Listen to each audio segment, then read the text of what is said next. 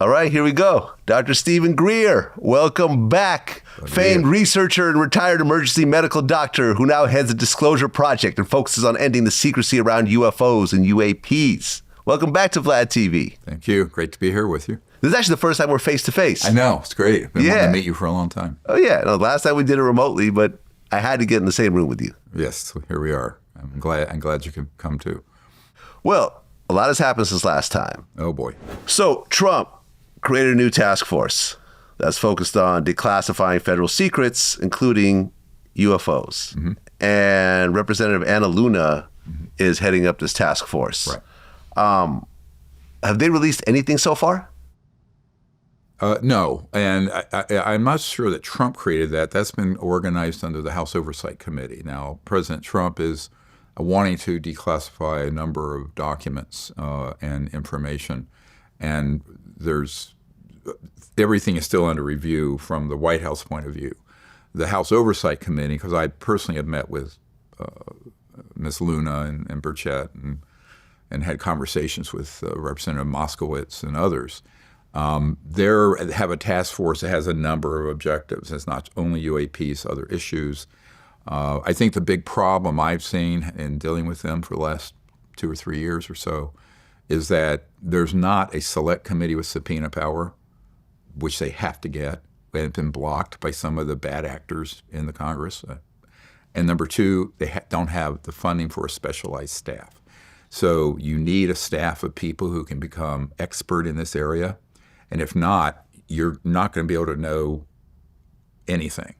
So my experience there is that we'll go in with briefing materials that's dispositive evidence and proof and firsthand witnesses. Other people who are professional military and intelligence disinformation operatives go in and then gaslight them in another direction. So for the most part, these people in Congress mean well, but they don't know where the washroom is. They don't even know where the landscape is put out. So, and I don't see that changing. I know 3 years ago when I was brought into the Senate Intelligence Committee SCIF, the Secure Compartmented Information Facility where you do exchange sensitive and top secret information, those guys who are at the top of Senate Intelligence and Armed Services investigating this hadn't not gotten anywhere. But the lead guy was told, you can spend 10 or 20% of your time on this. But his portfolio was oversight of CIA, NSA, National Reconnaissance Office. It runs all the secret spy satellites. I mean, come on. You need a staff, 20, 30 people who drill down on all the evidence and get to the bottom of it. So it's not muscled up to the extent it has to be. So what I say is that they have two pathways here. They either get it done right, or at least they open up their inquiry to first-hand whistleblowers like Mr. Barber, and not bring in people who are second, third, and fourth hand, don't know anything, right? So the hearing they had a few months ago in the House, there was no one there who knew anything about the subject. They were all second-hand, third-hand, speculative, people who had been with NASA but didn't know anything. I knew a number of them. And I'm going, why are these people testifying? You want someone who's actually handled the craft, handled the bodies, been operational on a retrieval team, or even like Mr. Herrera, who came across this thing and almost lost his life by these thugs who said, look, we're going to mention this, you're dead. So now those are the people who need to be sworn in under oath. Now, the reason I say we have to have subpoena power is that if it's in the Congress, they can't force someone to come in, right, without a subpoena. They can invite people. But the really high value targets that I have on my list, they got to be subpoenaed. And then if they lie under oath to Congress, they got a problem. Now, the other pathway, which I think is more viable, would require executive orders from the president. And that would be under the executive branch and law enforcement. And law enforcement can compel without a subpoena. If you're brought in by a federal agent and asked about something and you lie, it's a felony, point blank. So the more efficient way to do this, in my opinion, would be the House and the Senate to investigate this, refer it to DOJ because it's criminal activity. We can prove that. And then DOJ assigns to whatever divisions people to go out and do a proper investigation and pull people in and interrogate them, and if necessary, get warrants, no-knock warrants to move into corporate locations and secret facilities that I have locations for, and they retrieve the evidence and proof. So that is something that could happen tonight if we could get executive orders from the president to do it. So that's what we recommend. There are 5 executive orders we've given to them, and we'll see what happens in the next few weeks. Well, Kash Patel, the new FBI director, he's been vocal about exposing UFO secrets and so forth. What's your take on this? Yes, he has, but he's been gaslit by Lou Elizondo and other people that are professional disinformation operatives. So here's where you get into a big problem. When you have people who are very well trained to tell part information and part misinformation or disinformation, and you're not someone who's an expert in the area, it's so easy to gaslight them in the wrong way. For example, consistently, the nexus of folks doing that, Lou Elizondo and Chris Mellon and people like Jim Semivan and others, they'll say, well, they're a threat. We're trying to imply the aliens are some kind of threat. Well, they want people to believe that because they can get more money for the military-industrial complex. It's a hoax. But the other thing they'll say is, we don't have anything that flies like that. Oh, really? Yeah, we do. And we have had since the 50s, literally since the 50s. So then you ask the question, if you put some real information, this is why I call it the poison pill. So on the outside of this poison pill of disinformation is the sweet truth of some facts and evidence.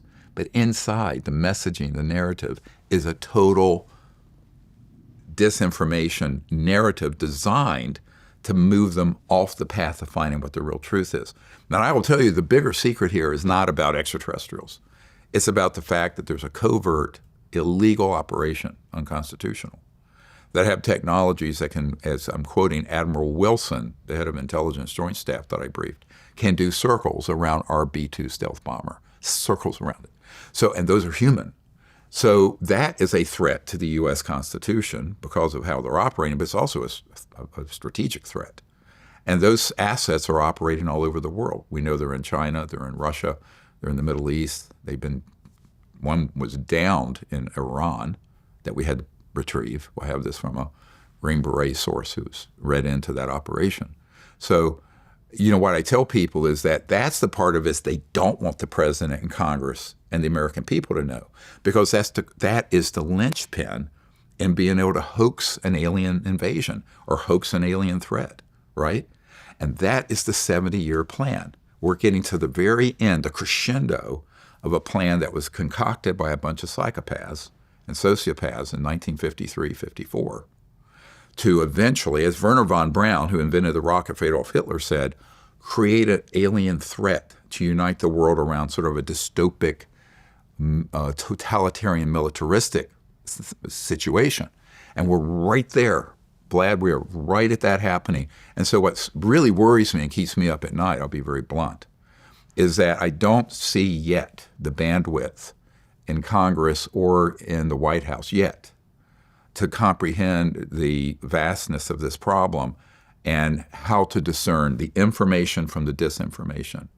And in order to do that, they're going to have to pull in people like Mr. Barber and Don Paul, and these people, I know them, who have handled both ends of this. They've handled the man-made and they've handled the ones that are, non-human. And so that has to be unpacked. Instead, they're listening to people and saying, oh, well, don't look behind this curtain, right? So I liken this organization keeping the secret to the Wizard of Oz.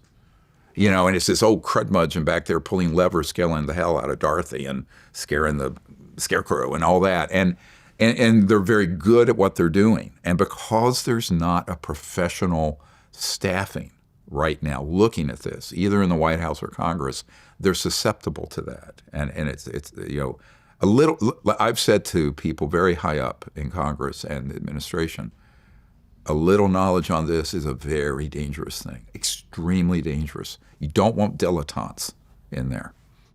I mean, this whole concept of creating a fake alien invasion to take control of the world, It's already happened. It's been floating around. There's something called Project Blue Beam. Sure.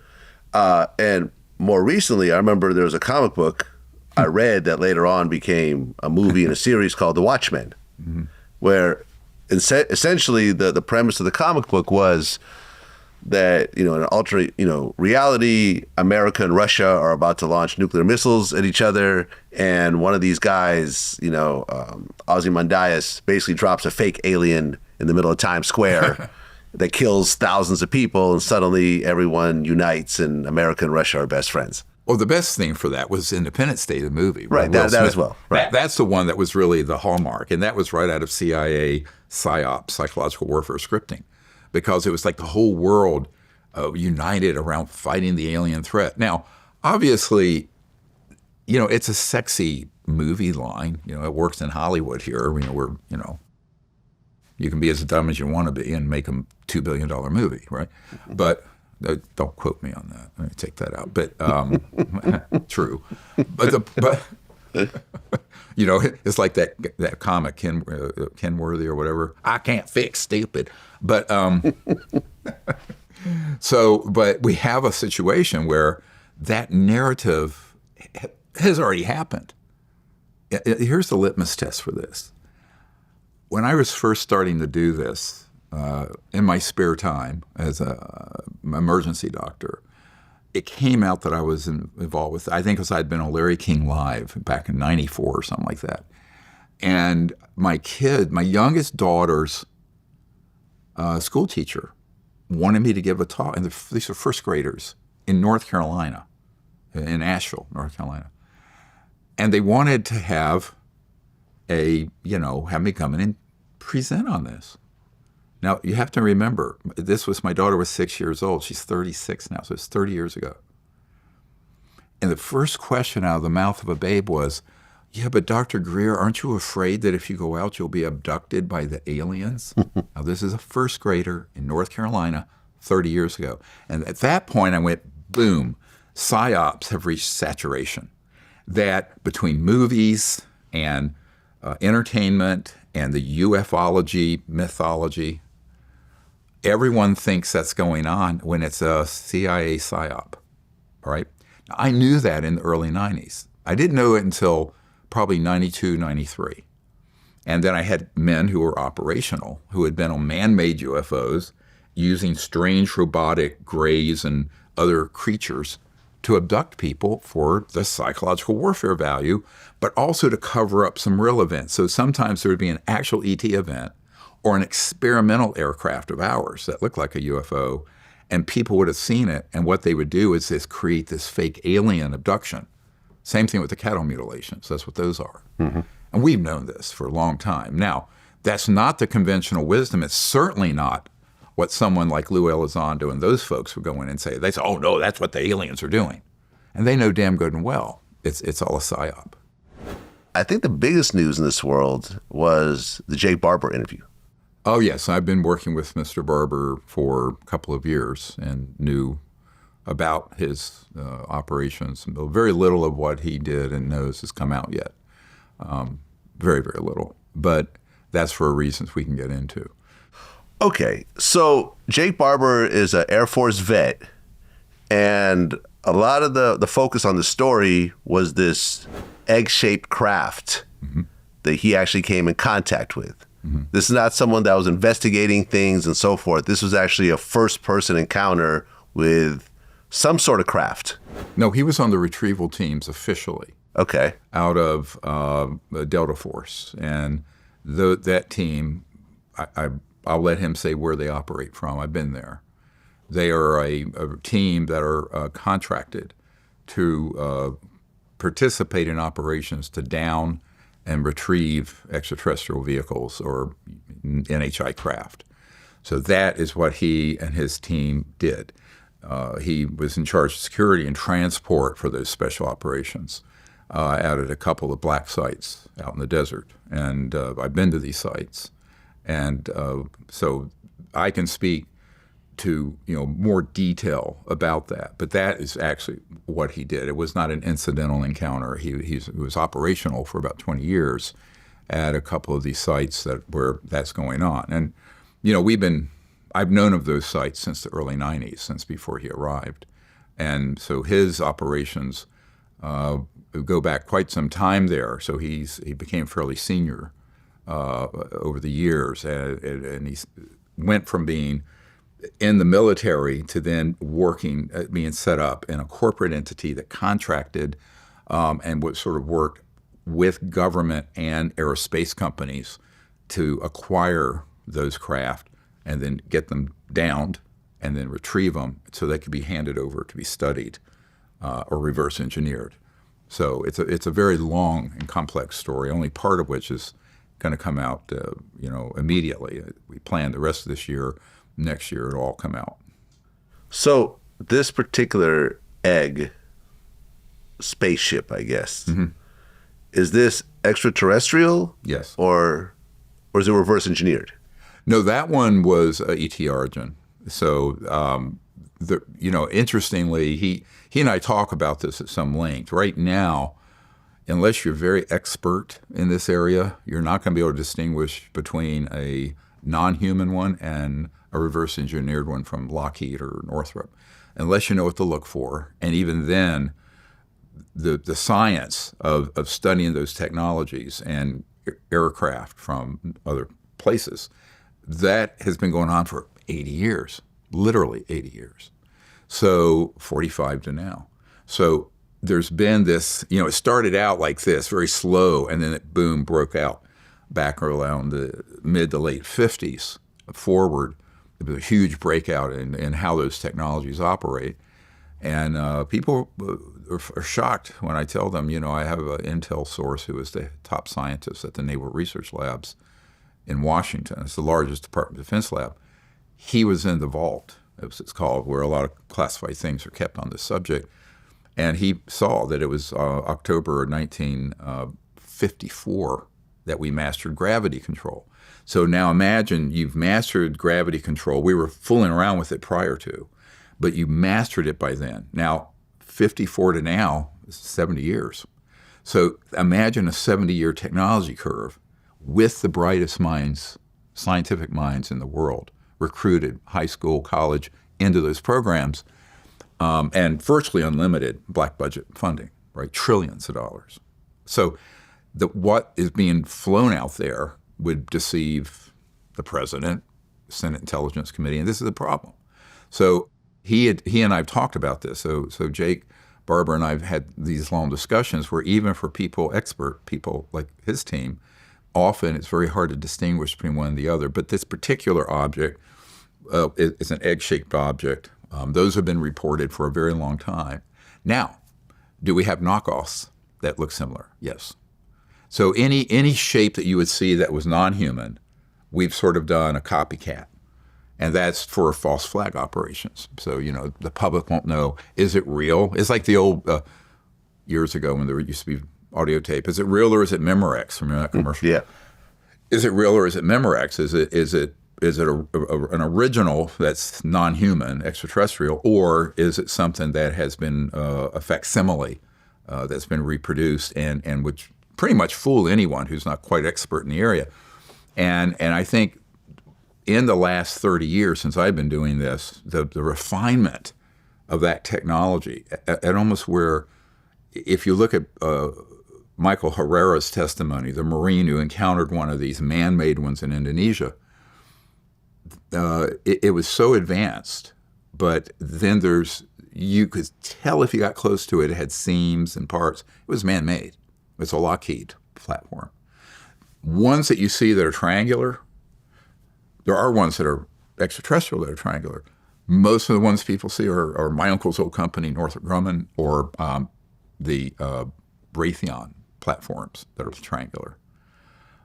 Typically, the Raytheon ones are a little less equilateral. They're a little more elongated. And those, if you look at Stephen Dignan's testimony, it's up on our site, and we actually have it in our new book that just came out. I'm going to show you in a minute. That was at a level where it was almost had a living component.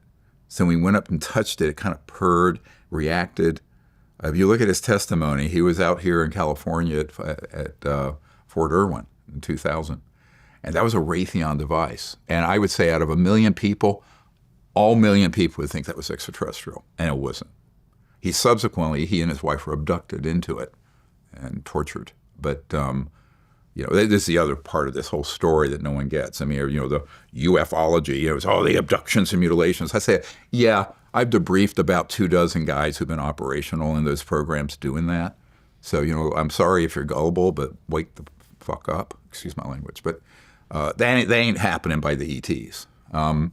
So most of the information on this is actually part information spun in with disinformation. And this is one of the real problems. And the reason I think it's important to bring this up is that when you're on these retrieval teams, like Jake was on, some of them are at a high enough level they're only retrieving, weird things. Like if you're on a retrieval team and you have a B-2 stealth go down, okay, that is one level of clearance. But it's another world when you start retrieving the man-made UFOs and the ET things. And so you get cleared slowly into that level. And I have a number of folks that we're working with who had that same trajectory. They start out very young, retrieving, a crashed jet, Air Force jet or something that had classified components on it. They all do, sensors and things like that. Be sure they don't fall into enemy hands. But then certain people then get cleared into this other level of exotics, or what's euphemistically called AT, advanced technologies, but super advanced exotic technologies.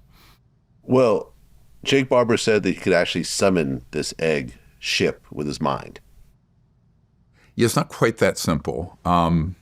It's, as you know, in 1990, I started the whole CE5 contact initiative, using consciousness interfacing with extraterrestrial sensors. So what people don't realize, and they don't think about it, is that you're not going to be able to communicate with a radio frequency like your phone across the vastness of space, because it's at the speed of light, which is the speed of a radio frequency, to communicate to the Andromeda galaxy, which is 2.5 million light years from here. It'd take you 2.5 million years to get that signal there, and another 2.5 million years for the person to answer your call. Right. Not going to happen. So when you're dealing with, this is where you get into strange stuff, right? And the CIA people call it WSFM, stands for Weird Science and Frickin' Magic. That's literally what they call it. And my uncle's old company, I met an engineer who worked on this weird stuff, and he said, we just call it PFM, pure fucking magic. Excuse my language, but I mean, that's what they call it. And they're really high-end engineers in aerospace. So those technologies are the heart of one of the central things of the secrecy.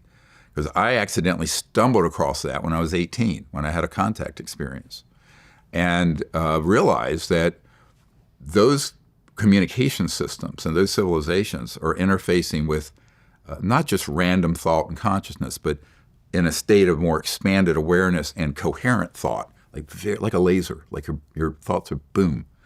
They pick up on that at the speed of thought, which is instantaneous, because the conscious field is actually omnipresent. It's the ultimate quantum entangled field, meaning that every point in space and time is integrated into it, and there's no latency in time.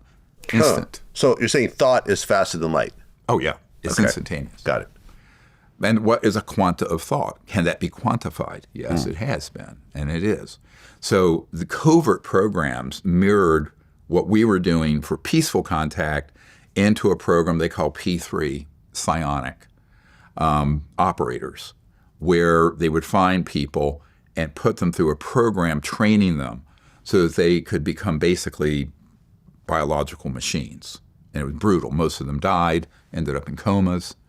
But the ones that survived became adept at being able to do that, but for a hostile reason. They weren't doing the CE5 contact. I mean, anyone can do it. You can get the app, CE5 contact. The app is on all the stores. you can learn to do this, and it's for making peaceful contact. The aerospace industry and intelligence community said, wow, let's take this and turn it into a weapon system. So what they did was train people to do that with pretty good reliability, lock on to an extraterrestrial, say, guidance system, kind of slip in there, move it into range and hit it with an electromagnetic pulse weapon, knock it out of the sky. Opposite of what our purpose is. My purpose is to make peaceful contact and stop all that fighting. But the intelligence community, realized this a long time ago. I understand in the 50s, they realized that the technologies related to extraterrestrial craft and the occupants were very much tied into that field of consciousness.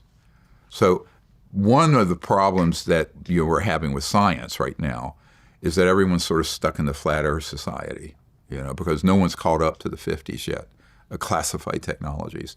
And so when he brought this out, people went, gosh, well, that's what Dr. Greer had been saying for 35 years. And but I knew it was operational. I mean, remember, there are a lot of people on my team who are they're former CIA remote view folks. And there was a 30-year program where the CIA used people like Ingo Swann, who's passed away, a great guy, who would use consciousness to spy on the Soviet Union or image something out in space. And they were actually incredibly accurate. So I think that's one of the things when you go from an understanding of the science of consciousness into applied physics, let's call it, with communication, but also targeting these objects. That's the really spooky end of it. That's very upsetting when people unpack the fact that it's not science fiction and it's real. Well, one of the things that Jake mentioned is that he was actually able to control this ship with his mind using psionics. And he talked about how it differed based on the situation. Like there's a whole fight or flight aspect to how well he could control it. Do you understand that part? And can you explain it? Well, what he was referring to, I don't think it was referring to him being the operator, but the ones that are P3 operators. So let's get clear on that, number one. And that the P3 operators are put into a training program. It's rather brutal, but it does involve drugs, dopamine, electromagnetic systems. A great many of them end up in a coma or end up dying. It's very brutal. But one of the stimulants that heightens your awareness is in a moment if they can induce a heightened state, situational awareness, like the whole fight or flight dynamic. Now, certainly in a meditative state, you don't need that to get to a higher state. But remember, this is the mindset of a military program. Boom, get it done, right? So it's hardly the integrative program of a meditative training like I teach. But it's like, get her done by any means. And so if some people get killed being experimental guinea pigs in this, too bad, it's collateral damage. So he's talking about how when you're in a moment where you're in a fight or flight situation, all your senses and your consciousness gets very focused, right? So it's an augmentation process that can be induced. And of course, I don't recommend it. It's a terrible thing to do to fellow human beings, in my opinion. But that is why. So there are many pathways to getting into that ability, and there are ones, some of which are very positive and a great experience for everyone, and some of which are brutal, which you would expect a hardcore military program run by sociopaths that just want to get something done, right? And hey, if there's collateral damage and people get killed or injured or commit suicide or whatever, who cares, right? It's sort of like when the head of the Army intelligence guy, General Stubblebine, took his boys through some training programs for consciousness and being a remote view. And a huge percentage of them committed suicide and started doing drugs and became alcoholics and had mental breakdowns because they weren't doing it in an integrated way where they were unfolding naturally within. It was a very technologically oriented, brutal, get-it-done way. So you can get that result, right? I mean, if the goal is by any means necessary, get this done, right? You can do it, but look at the human cost. So I tell people this is not wise, nor is it humane, but that is an accurate description, what he said, of what they were doing. I have more information on those programs, and we have other people who've been operators in them. It's that even the way they recruit and bring the people in. This is the part where, the whistleblower, Michael Herrera, who saw that operation in Indonesia, is this huge 300-foot diameter octagonal craft. And underneath it was a platform, and there were crates. And he initially, when we last did our interview, I just was getting ready to do the National Press Club event about a year and a half ago. And Michael Herrera didn't know that in those crates were humans being moved around. He thought it was drugs or something, but there were little portable oxygen and HVAC units on it. And so those people were people who were going to either die or starve to death after that tsunami in Indonesia in 2009. And they said, hey, they went up, these special operations guys went up and said, look, you can either stay here and die, or you can come with us. And you'll live for now. And then they would move them into these operations and screen them to be P3 operators.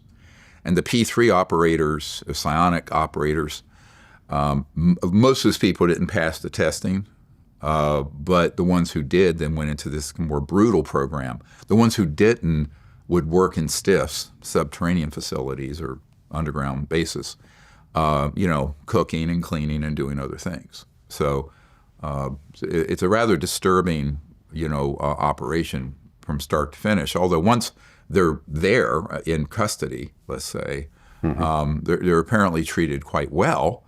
But of course, it's like an indentured servitude in my mind. I mean, people can put whatever lipstick on that pig. To me, it's trafficking in desperate people and then using them for your own devices.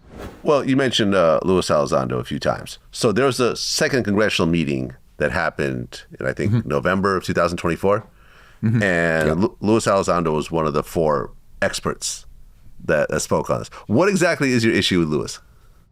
I don't know him, and I have no animus towards him personally at all. I just know that the top CIA guy in the last 40 years, who advises us, who's very clandestine, immediately when he surfaced said, this is the master of disinformation, and these are the things he's going to be saying that are false.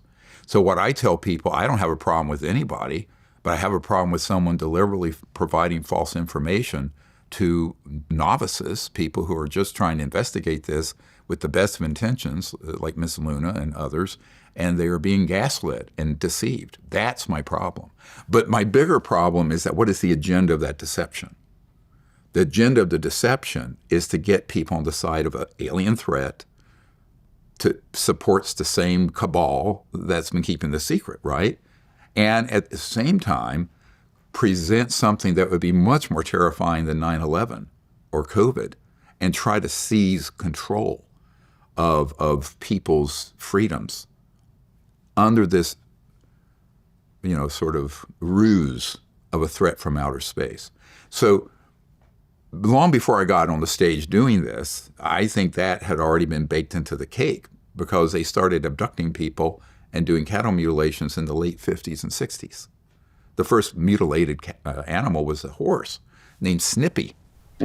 And the doctor who was called in on that, a hematologist pathologist from Denver, was a very good friend of mine. And I went out to his home, and he says, that was absolutely a covert human operation. But of course, then you get people who write books like Linda Moulton Howe, an alien harvest, and they're harvesting body parts. Yeah, they are, but it's not ETs. It's a covert human program. So I think the hardest thing, that I've had to deal with, and I was warned about this in 1991 by an old CIA hand, a different guy. He was a character. He was like this chain-smoking, looked like the cigarette man in X-Files, and long hair. And he said, look, the truth about this is so much stranger than the fiction ufologists believe and that the public believe. And it's going to be the hardest thing. And it's so strange, it covers itself. So, and if you expose the truth, you will discredit yourself because no one wants to hear that truth. They want to hear the narrative we've been selling since the 50s. And that's true. I mean, so it's a very frustrating situation. And so my problem with anyone in this field is that if they don't know what they're talking about, they should be quiet. If they do know what they're talking about and they're spreading disinformation and covering up some of the facts of this, then I have a real problem with them, and I will call them out. I'd call out anyone who would go in that direction, whether it's the President of the United States or whoever it is, because you cannot let this happen. If this happens, we'd be looking at a catastrophic global situation. Well, have you spoken to Trump personally about this? I can't comment on the people I'm meeting with intimately right now. Can neither confirm nor deny it. Yeah, but okay. I'll just say that there are really good people around him that are trying to find out about this seriously and sincerely. And I think there's very promising, to me, there are very promising developments. If they can stay on track with getting the information and not be gaslit by the disinformation. Because for every person that will go in and give them the truth of what's going on, like Mr. Barber or Herrera, there'll be 10 that are actually counterintelligence and disinformation people gaslighting them. And that's the problem. And how do you have the discernment? Here's your problem. Very busy people, right? I'm busy as hell. I go 7 days a week, 20 hours a day at this point. But if you're the president or the chairman of Senate Intelligence or whatever it is, you've got 100 things a day you got to deal with. You have to have some people who are experts, who are trusted, who can drill down on this and unpack it, because it's way more complicated than anyone realizes. I mean, let's take an example of this. I mean, how wacky and complicated it is. You have one of the most famous UFO cases in history, Cash Landrum, right? You know, that case, of those of you who don't know, it's in this book that just came out. We'll go through that in a minute. Mm-hmm. And it was considered a near-crash retrieval operation in outside Houston, north of Houston. And there were 3 people, a little boy, 5-year-old boy, and his mom and his aunt, driving along a highway. And this UFO comes out, descends out of the sky, very unstable, and all kinds of stuff coming out of it. And they were slathered in radioactive waste. And they suffered severe radiation poisoning, had to be hospitalized. And that whole area was sprayed. They had to dig up and redo that road twice because of the amount of radiation. I still think there's a ton of it out there. Now, that was in the, I think, early 80s, mid 80s, something like that, 40 years ago. What that actually was, now, of course, the UFO subculture, that aliens radiated the poor little boy. Well, not so fast. So we have an Air Force intelligence guy who is the principal investigator of that event that we have debriefed, and we have his testimony. And that was an ET craft that they were studying. They could not get the energy system to work. So they foolishly put on a portable nuclear power plant on it to get it going. And it was headed east out of Nevada and was headed east, and it malfunctioned. It had a filter, some kind of circulatory filter system that ruptured and started spewing all this radioactive waste. And there were 4 human pilots on it trying to learn how this thing operated. But it was a non-human craft, yes, but the energy system and the pilots were humans trying to figure out how the thing worked. So this was one of these things that went bad. Now, you can imagine Air Force intelligence and others would love to have people think, oh, well, that was, the aliens did that to those poor people. That's one example of which there are thousands. So when they screw up like that, they're going to be happy to say, oh, the aliens did it. It's like if somebody farts and there's a baby in the room, oh, the baby farted, right? So, I'm sorry to be so crass, but the fact is that happens all the time in this subject. So you have to go to firsthand sources. Like in this case, we have the testimony of the PI, the principal investigator of that event. Now, that takes a lot of work. You know, if you're just sort of a hobbyist on this, or you're someone in Congress who has 2 hours a week, or no, 2 hours a month to drill down on this, you're going to be in a lot of trouble very quickly, misinterpreting things. So I think the people have to insist, you're going to do this. It's a big story, biggest story in human history, frankly, and a huge national security issue. Got to do it right. Cannot do it halfway. Now, Congress so far doesn't have the tools to do that. They almost got them a little over a year ago. And there was the Senate passed a great bill that would have had an amnesty, safe harbor period for these whistleblowers we have. And, I have 760 plus whistleblowers. But we went over to the House for reconciliation. It was part of the defense funding bill, the National Defense Authorization Act. It was called NDAA. It went out of the provisions for amnesty or safe harbor were unanimously passed out of Senate Intelligence. And I actually helped with the folks who were putting that together quietly behind the scenes, writing it. And so it then went over to the House, passed the Senate, not unanimously, but overwhelmingly, went to the House, and there were some people who killed it. And there was, Congressman Turner of the House Intelligence Committee and Mike Rogers of the Armed Services Committee in the House, and some other people killed that thing, ripped those provisions out, and stripped it of anything meaningful. So we then concluded, and I told Jake and other people a lot of the guys I've been working with are sitting in the wings waiting for something to happen that protects them. They need legal protections because many of them have been in operations that are illegal. They need physical protection because there are wet works, assassination, targeted killings that have been authorized against people. And I know he has had someone on his team killed. I've had people on my team killed over the years. So until that happens, you're out here naked. We're uncovered. Very dangerous. So for people to expect all this to get dealt with, but the government they haven't even figured out that there's lethal force used against high-value whistleblowers. Until that kind of gets through the Congress or an executive order. The president could do this with a stroke of the pen, no question. Absolutely. President has the power to authorize full investigation and DOJ to provide immunity or amnesty, in other words, they'd have to come clean on everything, right? But that's what we're recommending because there's some very high-value whistleblowers who approached us who want to do it. But right now, we're not protecting them. And these people are patriotic. Like Jake and his guys are very patriotic. Well, outside of Luis Elizondo, other people actually spoke at this second congressional meeting. Mm-hmm. One of which was Michael Schellenberger, mm-hmm. Who's an independent journalist, and he claims that an informant gave him a secret 12-page document mm-hmm. that went over Immaculate Constellation, which is reverse mm-hmm. engineering of UFOs. Mm-hmm. Right. Can you explain this? Well, that was one compartmented code name, right, that he had information on.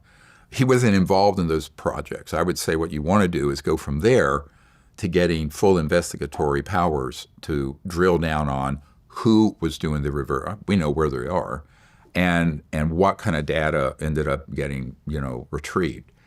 So yes, I mean that's fine, but again, it wasn't someone who was directly boots on the ground, scientists handling the material, et cetera. So that's what we would want, and I think the other gentleman, Mr. Gold, just has looked into it just casually.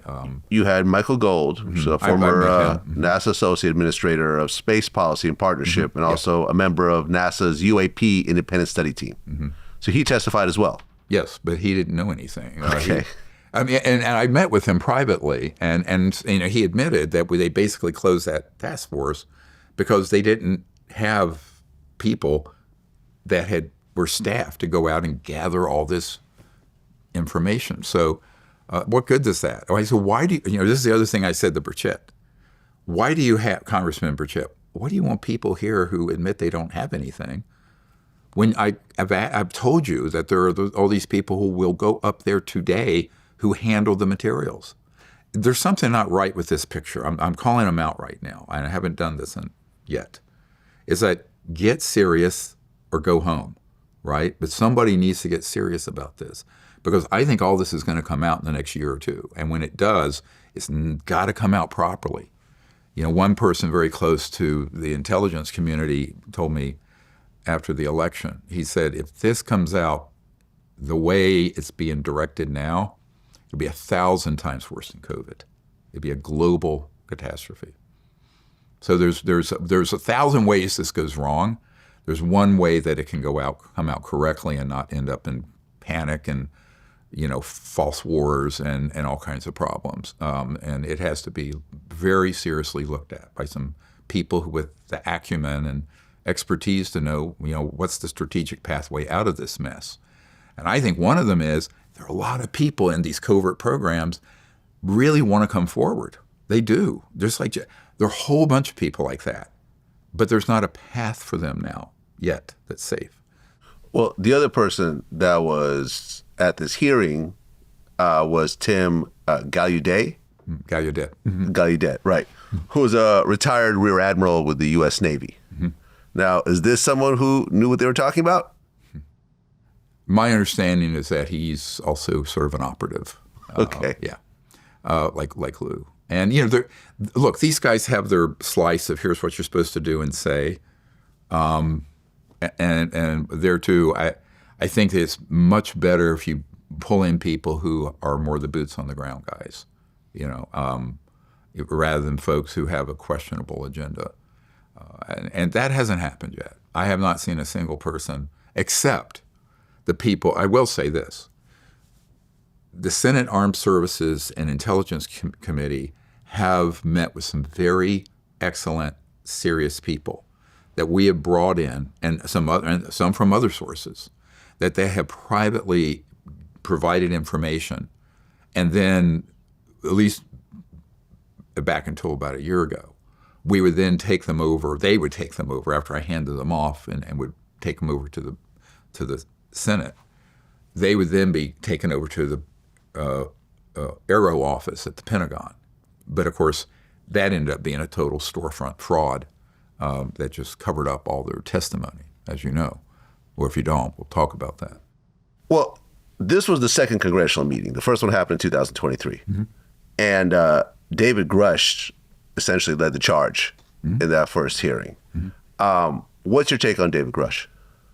Oh, well, I think, you know, his first of all, I met with him when he was undercover and provided information to his bosses and him on this. And that's how they were able to get to a lot of the information he found. But again, he's a secondhand witness. He was not a primary person. Now, he ended up meeting primaries, okay? So after there was enough actionable intelligence of where the locations of these facilities and secret bases and stuff. And he did. So, but here's a caveat. He ended up going over and was kind of intercepted by Lou Elizondo. And then he started telling tall tales about aliens blowing up villages in South America or Africa and stuff, things he was not read onto. And so here's one of the problems. The whole ufology milieu, that whole environment is sort of a snake pit or a sand trap where people just get pulled in. And so what he's talked about, I know for a fact he was speaking the truth about that there were these facilities, that we have reverse engineered the craft, all of that 100% correct. Where I have a problem, and this I've talked to my own whistleblowers about this, to stay with what you directly know. Don't start getting stuff secondhand and speaking on it as if it's something you have firsthand knowledge of. So I'm I'm a doctor, I'm a scientist, I've been doing this for 35 years. That's where you go sideways, right? So your question's a good one, but it doesn't have a simple answer. The answer is yes. The core of what he spoke to that he investigated directly, correct. Much of what was said that was peripheral, that he picked up from the culture, let's say, of these folks who intercepted him, who are slick disinformation people who are very well trained. that is where he got into trouble. And so now the reason so many people hate me is that I call that out. I go, no, that was correct. That's not correct. And it's someone's got to do that. I mean, otherwise the public and the Congress, who don't know anything about the subject, are going to keep getting this bad mix of good information with toxic disinformation that's designed to take the narrative into the alien threat world, or designed to take it into some other direction that serves the military-industrial complex and this sort of global effort of people who want to, kind of the Independence Day thing. Let's unite the world around an alien threat. This sort of idiotic narrative. Well, after the first congressional meeting, the Pentagon actually went through the report and announced that there was no evidence of any alien technology in the report. Total nonsense. And you're talking about the Pentagon report. Yeah. So Dr. Kirkpatrick, who is the head of AARO, has committed multiple felonies.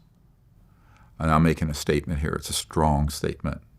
And I can tell you there are firsthand people corroborating this.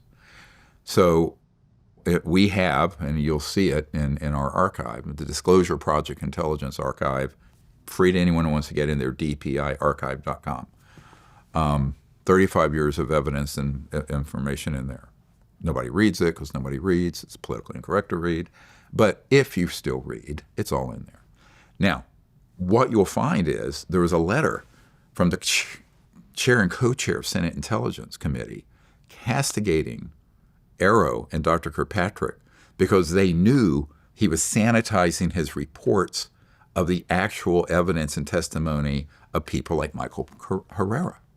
They later issued a public report without naming Herrera and totally falsified what he said that was. They said he saw an extraterrestrial vehicle when he clearly said it was man-made, staffed with people that looked like special projects humans, some kind of special operations group, but private. They didn't have any military insignia. So this has happened. And here's the problem. He didn't know this. A lot of the people who were brought through and referred over from Senate Intel and Armed Services were guys I brought there, but he didn't know that. And we were watching. And so the things they shared in the skiff, couldn't come out, right? But I knew because I was their original debriefer. And so, bang, this got reported back to the chairs of the committee, and they wrote this letter, admonishing. But that continued and continued and continued. So much so, there's a man who received a multi-million-dollar contract I've met with recently, and he had set up sensors and tracking, daytime, radar, signals intelligence, photographic of these UAPs. And he had about 1.5 terabytes of data, gave it over to AARO and to Dr. Kirkpatrick, and it vanished. The new director can't even find it. It was never provided over to the oversight committees. This is something we're in the process of fixing.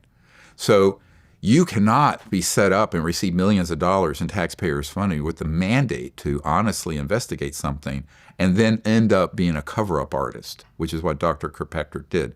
This is why most of the whistleblowers I know wouldn't touch that office with a 10-foot pole, because the people over the last 3 years that we brought through there saw how their evidence and testimony was either covered up or distorted, deliberately distorted, factually distorted.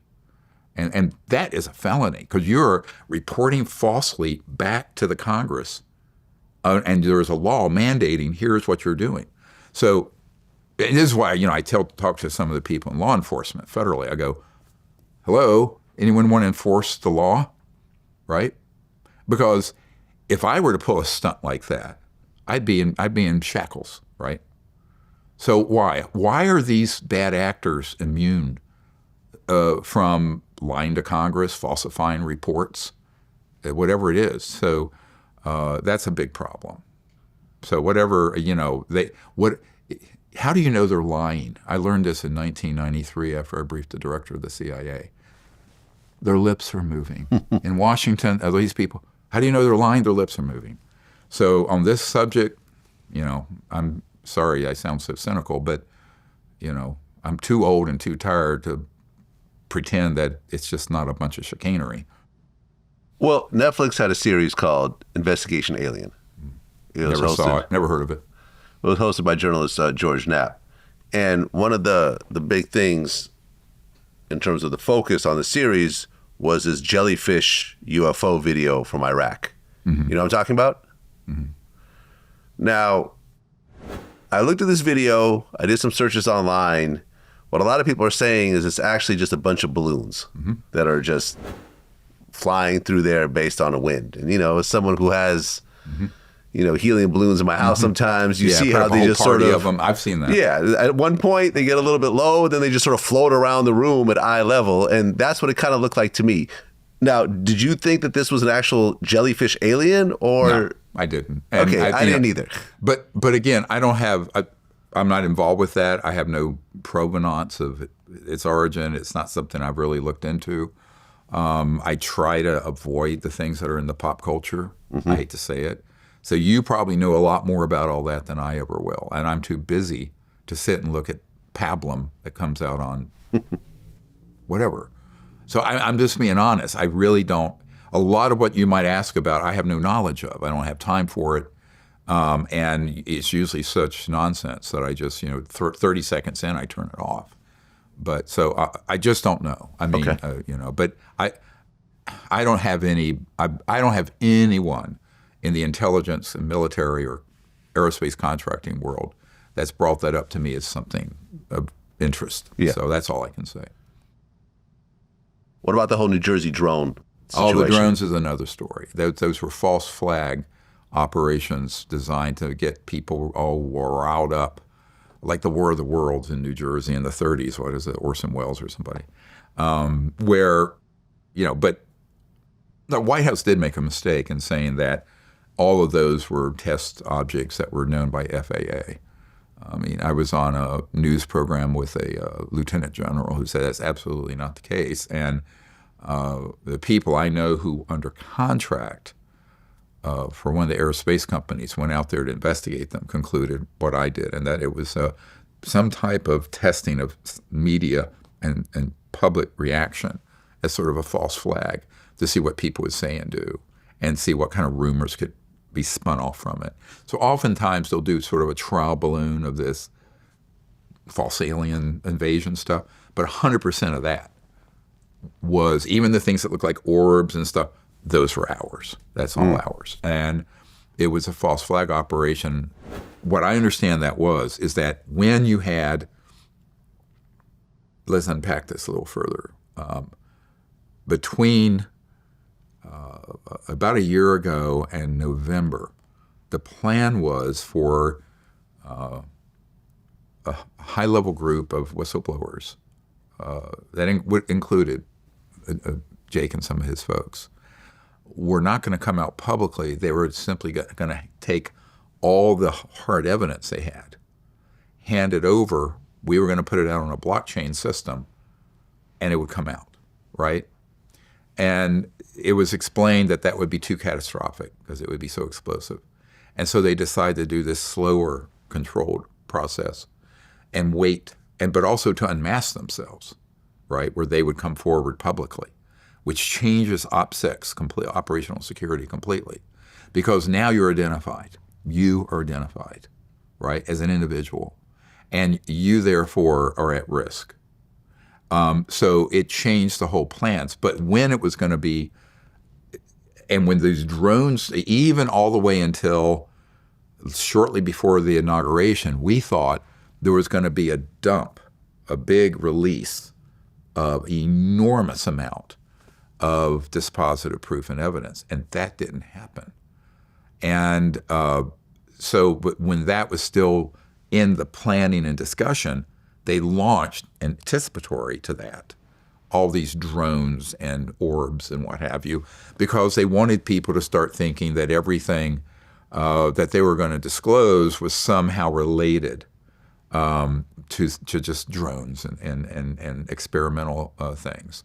So it was a psyop, basically, that was done in anticipation of events that were planned that ended up not coming to fruition because it was decided these guys would come out publicly rather than stay clandestine and masked but just let the evidence out. So I think the thinking in that group was that this needs to be a more controlled release with executive orders and congressional actions providing a pathway. And there are some very senior people. There's a chairman of a major corporation, a household name in America, who's reached out to me, who has documents, all this evidence. And as soon as he reached out to me, he had his family threatened, his grandchildren and children. And right now, if he were to come forward, his concern, aside from perhaps having all his wealth confiscated under RICO, Racketeering Influence Corrupt Organization Act, which is like what you use against the mafia. Because this organization running this is like the world's largest mafia, organized crime network. So he can't come out because the Congress never got amnesty through. It was killed about a year ago in December of 2023. And so far, look, the president's only been there a month, but there's not been any executive orders that explicitly would give a pathway both for personal protection, like marshals, or legal protection, which would be like immunization or amnesty or safe harbor. So that's really what needs to happen for us to get the most important material out and also to get these people secured. But I think there's something that we can do besides that. And if you want to hear about it, a little spooky, but interesting. Well, Elon Musk, Trump's new best friend. I don't know him. But he's consistently said that he's never seen any signs of aliens or UFOs. And this is someone who regularly launches ships into space. Well, it's not like he's on board those ships. No. And look, it's not as if every airline pilot has seen these, but there are many who have. There's one sitting in our room right here, all right? Captain of a major airline. Wait. Hold on. So this person sitting next to us has seen what? These UFOs while he's been flying his jets for a major airline. Really? Yeah. Are you willing to jump in at some point and talk about it? It's totally up to him. But okay. But, hold on. Are you willing to talk about it? Sure. All right. We'll bring you in a little bit. Okay. Look, I don't hang with just every idiot. Right? Yeah. I mean, just me. The people who just sort of hang in my orbit are going to be folks like that. That's right. Okay. Got it. Okay. So we'll get to that. So go on. Where was I? Elon Musk. Yeah. So it doesn't mean that he would have been read onto this or read into it. Now, whether he really has no knowledge of this, or he has information and has been told not to go there, I don't know. I think what I would recommend to Mr. Musk is you should not comment on things you don't know anything about. And if you do know about it, never lie to the public. It's best to say, I really don't know, or deflect. So my advice, if Mr. Musk is listening, I doubt he is, but is that never make a false statement. And if you express an opinion, have it be an informed opinion. So I think that is what is important to do. Because otherwise, people are going to be suspicious. When all this comes out, those comments by all kinds of officials are going to come back to haunt them. It's like, well, did you not know? In which case, what kind of researcher are you? Or you did know and you were lying to the public. Neither are very good outcomes. So what I'm recommending to people who are in official positions, in public positions, is either say nothing or speak the truth. But don't say something that is based on you're not knowing something. Now, I wouldn't mind if someone does a qualifier and says, I haven't looked into this, but to my knowledge, I don't know anything about it, or whatever. Because that's fair game, right? And that's an appropriate response. I answer questions like that all the time. Like, you just asked me about this jellyfish. Well, it's not my expertise. I haven't heard anything about it. And, there's nothing wrong with saying I don't know. Yeah. Right? And as an emergency and trauma guy, the worst doctors think they know everything, and they're the ones who are going to kill you. So I tell people, and the worst pilots are the ones that they think they know everything, They don't listen to the co-pilot, and they crash right to the side of a mountain. So I think that a little bit of introspection and humility is needed if you're in a powerful position where you don't go off talking about things you really aren't knowledgeable about. It's best just to say nothing. Well, Tom DeLonge, who's the co-founder of Blink-182 and who's worked with you. Oh, way back when he was a kid. Yeah, we had. Yeah. To the Stars Academy. That was the one thing that you guys worked on together? Oh, no. That was Lou Elizondo intercepted him, gaslit him, used him, and spit him out. Oh, okay. So go look at that. Yeah. Got it. So you weren't involved in that at all? No.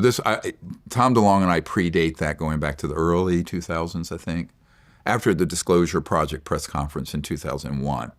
And then, I got to know those guys, and they were fun. We had a good time. But yeah. Do you still keep in contact with Tom? I haven't in a while, because once he got pulled into the disinformation nexus, right? Then he got convinced that evil alien, there were these good and bad evil aliens in a war, and then he got convinced, and then he got pulled in by Lou Elizondo into doing To the Stars Academy, and then he got run over by those guys. So I mean, it's a sad story. I really try to stick with people who can kind of stay on track, and but no, I never. I mean, Tom DeLonge was a great guy. We had good times together, and interesting person. Now, David Grush, do you guys still keep in contact? No, I haven't been, because I try to keep myself free of folks who don't stay on the straight and narrow when it comes to what they know. Because as soon as we were doing our National Press Club event in 2023 in June, and it broke in all the news that he was talking about the aliens blowing up villages and killing innocent people. Interestingly, the year before, or 2 years before, we had uncovered that in the Dr. Jacques Vallée, in one of his books in 1992, put an entry in that he had received a CIA document from 1985 chronicling or documenting the fact that the CIA was running abductions on, quote, peasants in Brazil and Argentina for its psychological warfare value. I am quoting. Now, we're trying to get that original document, but I think a couple of people I know who have it have been told, don't provide that, you're a dead man. So, but that is a fact. That's 40 years ago, that there's a document that proves that the PSYOPs, psychological warfare operations out of the agency, were conducting abductions exactly for the reasons we've warned about.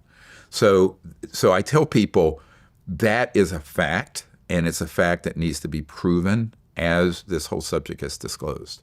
Otherwise, it's going to be the UFOs are real, ETs are real, and they're here to eat us for lunch. Now we have to go to war, right? It's Pavlovian. I mean, it's almost like a automaticity, like that little first grader, 6-year-old going, aren't you afraid of being abducted? I'm going, no, not unless there's a covert human team. Well, you've said there's 69 different types of extraterrestrials. Well, that they knew of in 1960s. There may be many more now. Okay. And are these aliens from different planets, or?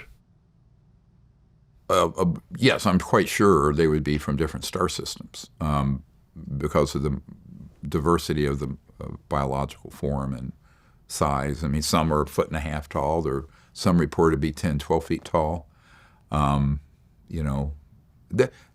my knowledge, they're all bipedal, 2 arms, 2 legs, had sort of that form, but then a huge amount of variation within that form. And this would explain why some of those craft are very, very tiny and some very large. I mean, if you're a 2 foot, 3 foot tall being, a 25, 30 foot diameter egg-shaped craft is kind of spacious, right?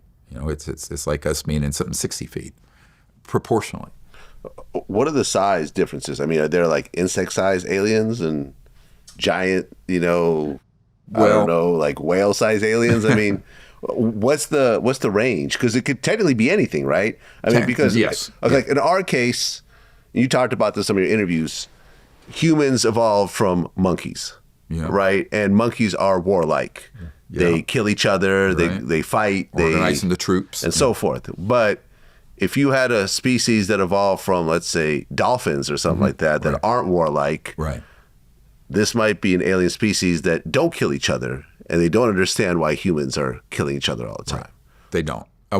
They understand it. They just think that it's a shame we haven't evolved past it. Right. So in terms of the alien species that you're familiar with, what's the range? Are they all like little gray men, or are they just completely different? Oh, no. They're totally different. And most of the ones that you see on the spooky covers of books, and at least those are ours. Those are our robotic fake aliens. Those are the CIA drones and robotic objects. And the really sophisticated ones are actually bio-nano machines where they have biological material, and that's what they were using, the culture material from the cattle and animal mutilations was being used to make those very sophisticated fake aliens.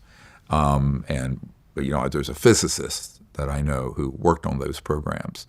And it really sounds like Mingala or Stranger Things or something. But the strangest things are true, my friend. And so, in terms of my personal knowledge, I have heard of ones 1.5 feet or so tall to ones that range the upper end 30 to 40 feet tall. 30 or 40 feet? Yeah.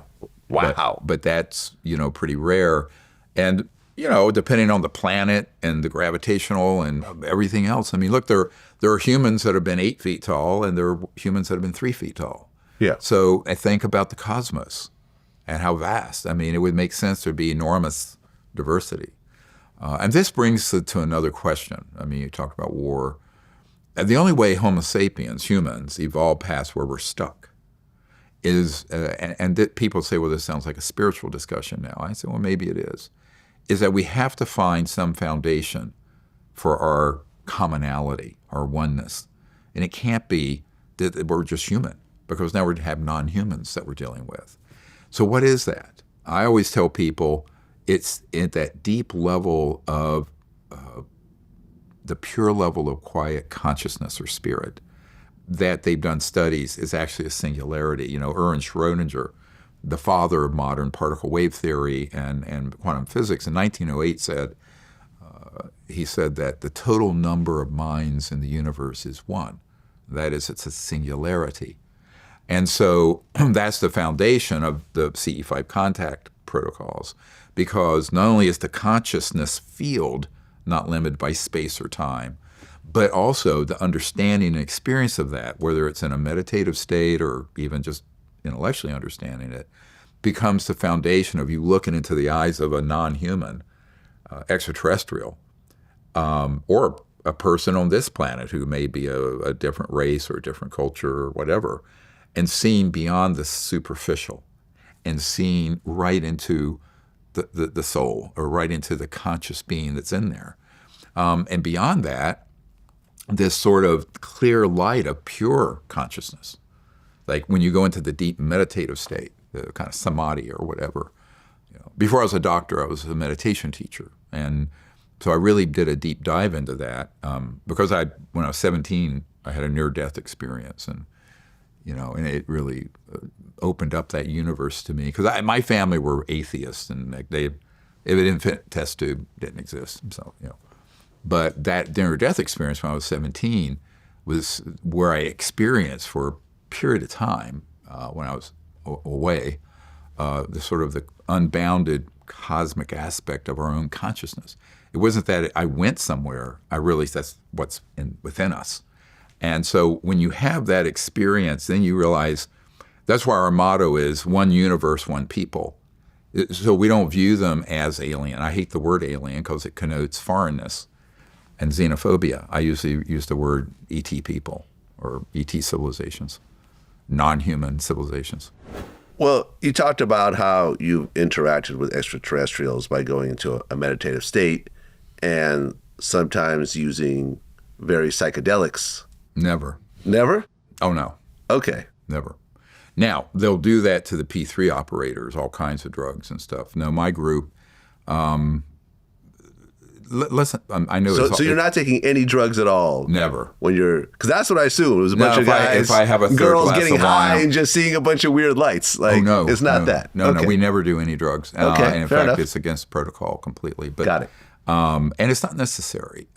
Now, Can you have a breakthrough moment with some of those substances? Yes, but even the shaman that teach things like ayahuasca will say that if you did it once as a gateway thing, but what happens is that then people use it as a crutch, and they don't just do it once to get to a breakout moment. It becomes something that's and this is the typical Western use of substances, right? Everything, whether it's weed or booze or this or that. It's an addictive, materialistic view instead of something useful. So I am actually quite skeptical of that, even though I know the zeitgeist is in that direction. But it's not necessary. So, I teach people, and the CE5 Contact app has a whole meditation training course in it. And none of it involves any substances and isn't necessary. And we have the most extraordinary experiences in consciousness, but also in what we see. And I think that is something that people need to realize. Everything you need, you naturally already have. It's all within us. Now, if you need some augmentation or whatever fires your rockets, I've never done any of that stuff and haven't needed to, but maybe I was lucky. I died when I was 17. I had a near-death experience. I mean, lucky, unlucky, whatever you want to look at. Survived it, obviously, because here we are. But it was something that taught me that aspect of our own self that's awake, that is expanded, that connects to this sort of cosmic mind, great being, the native people. My grandmother was Cherokee. So that is always within all of us, in all things, in all places. So once you understand that and experience it, and that's the beauty of some of the science that's been done around the science of consciousness by Dr. John at Princeton. I spoke with him before he died. He had the Princeton Engineering Anomalies Research Lab where they had people putting their awareness on random number generators, no wires, not like Neuralink, what Elon's doing, but just look at them and intend the random number generator to spit out more ones than zeros, and it would, statistically significant. What was interesting, if there were two people doing it who loved each other, it was an exponential increase. This is why I tell people when we do these close encounters of the fifth kind, the CE5 contact protocol, when you do it with a few people, not a huge crowd. I do it with huge crowds, but when you do it with as few people, and there's coherence and brotherhood, sisterhood, love in that group, it has this very powerful effect.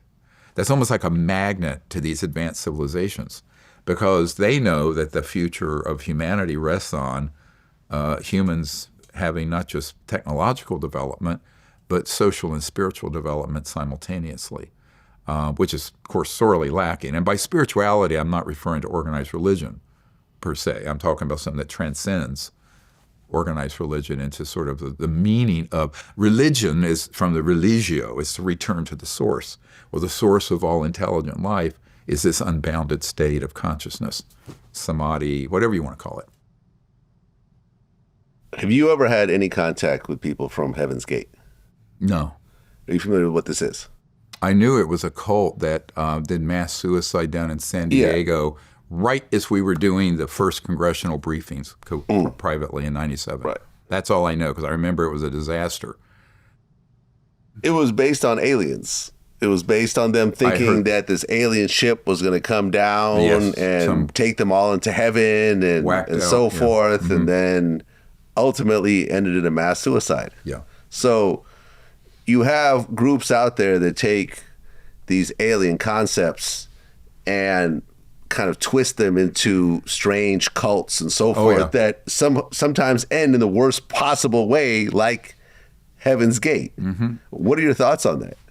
Well, I think that people should not be part of a cult like that. What I tell people is that the reason I refuse to, I kind of, the people who know me well know I can be a little bit brusque and profane because I do not want to be someone's guru.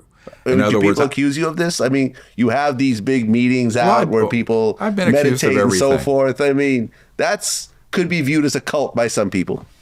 Oh, well, I mean, so you go to a football game, you're at a cult because you're with fans. I mean, this is stupid. Right. No offense, that's a stupid comment. Fair enough. So, Fair enough. Yeah. Again, it's dumb as shit. All right? Okay. So, yes, people go out and we do this together. Sometimes we train large groups. But it's not something where there's some kind of a cult-like protocol. In fact, if you ever went to one, which you should, you'll learn that I tell everyone, whatever it is we're doing in medicine as a doctor, here's the ethos. See one, do one, teach one. You see it done once. The next time you're doing it yourself on your own. The third time you're teaching a second-year medical student, right? And so the idea is that everyone empowers themselves to master this capability, both in consciousness but also as an operational team, and make peaceful contact. That's our ethos right there. Now, there's nothing cult-like about it. Now, a lot of people, if you use anything that people disregard as woo-woo, consciousness and meditation, you are a priori a cult. Well, that's ridiculous also. Now, could someone turn it into that? Yeah, and I had a talk with a wonderful man named Tony Robbins about this, and he wrote a book, I'm Not Your Guru, right? And so that's kind of how I feel with people. I like teaching, I like showing people, but ultimately I don't want you to, a bunch of chelas or devotees. No, learn this and then go do it yourself and empower yourself. So if anything, I'm in the anti-cult approach to this very strongly, which is also why, I think that it but you hit on a good point, and that is it's slippery slope. Yeah.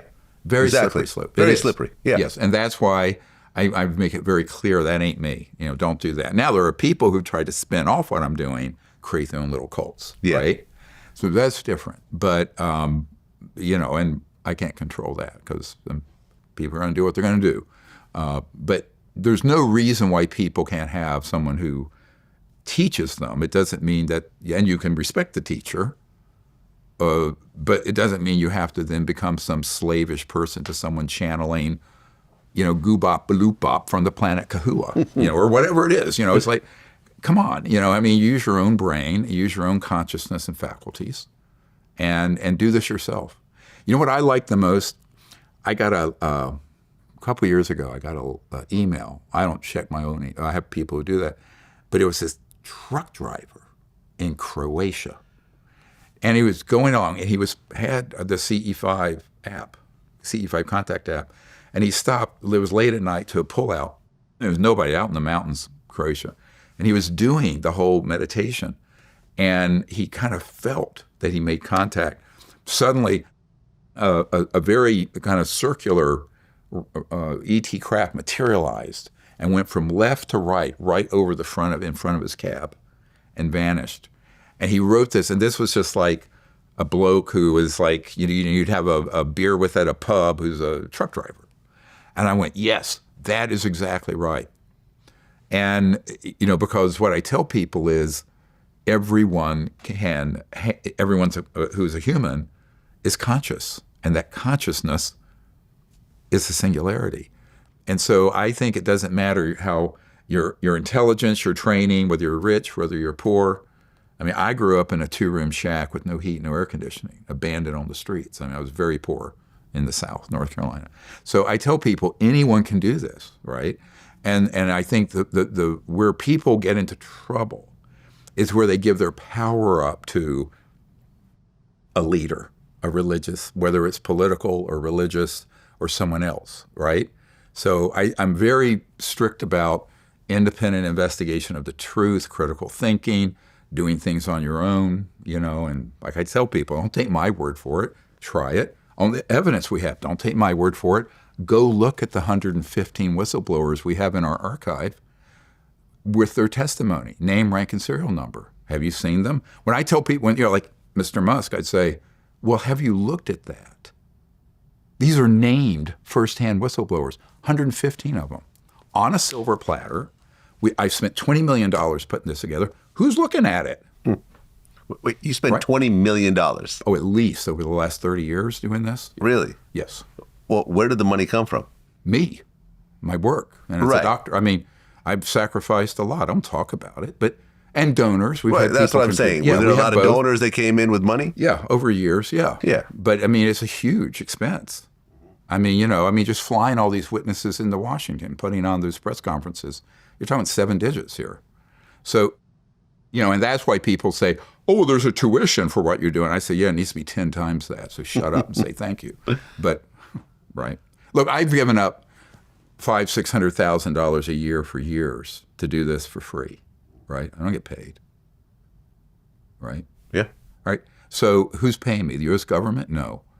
So I push back very hard on that, and I say there needs to be support for this. This is the other problem, is that if you sell a bunch of nonsense in snake oil, you'll get millions of dollars in contracts from the U.S. government, like Bigelow Aerospace did, $22 million, flushed it down the toilet. If you're actually doing the hard work, you get nada, right? So it's a very unrewarding profession. Let me just put it that way. But I feel like I have a purpose here to do. We have the knowledge, we have the information, we know what the consequences are. So I guess to those who have great knowledge on something, they have great responsibility. So I take that very seriously, but it's an ethical decision, not a financial one. Well, you mentioned that there's underwater UFOs. Oh yeah, lots. They've been tracked for decades. I mean, that makes a lot of sense because we've really explored the oceans barely at all. Yes, yeah. Like, probably 95% of the ocean has been completely unexplored. And 2/3 of the Earth is covered. Exactly. Yeah. So are there actual alien bases at the bottom of the ocean and so forth? There are both human and non-human assets that have been in the ocean. Really? Yeah. Like Atlantis, kind of? Well, I do know that out in that area there's some strange phenomenon, and What area do you mean? like what used to be called the Bermuda Triangle. Bermuda Triangle. Like okay, I heard about this in the 80s where planes would just disappear and so forth. And you're saying that's a real thing? Yes, but that was a underwater covert human array, electromagnetic array. Okay. There's a similar one down at the South Pole. We had a new whistleblower with Raytheon describe a mile under the ice these neutrino light emitters and detectors that are down there at the South Pole, not Antarctica, South Pole.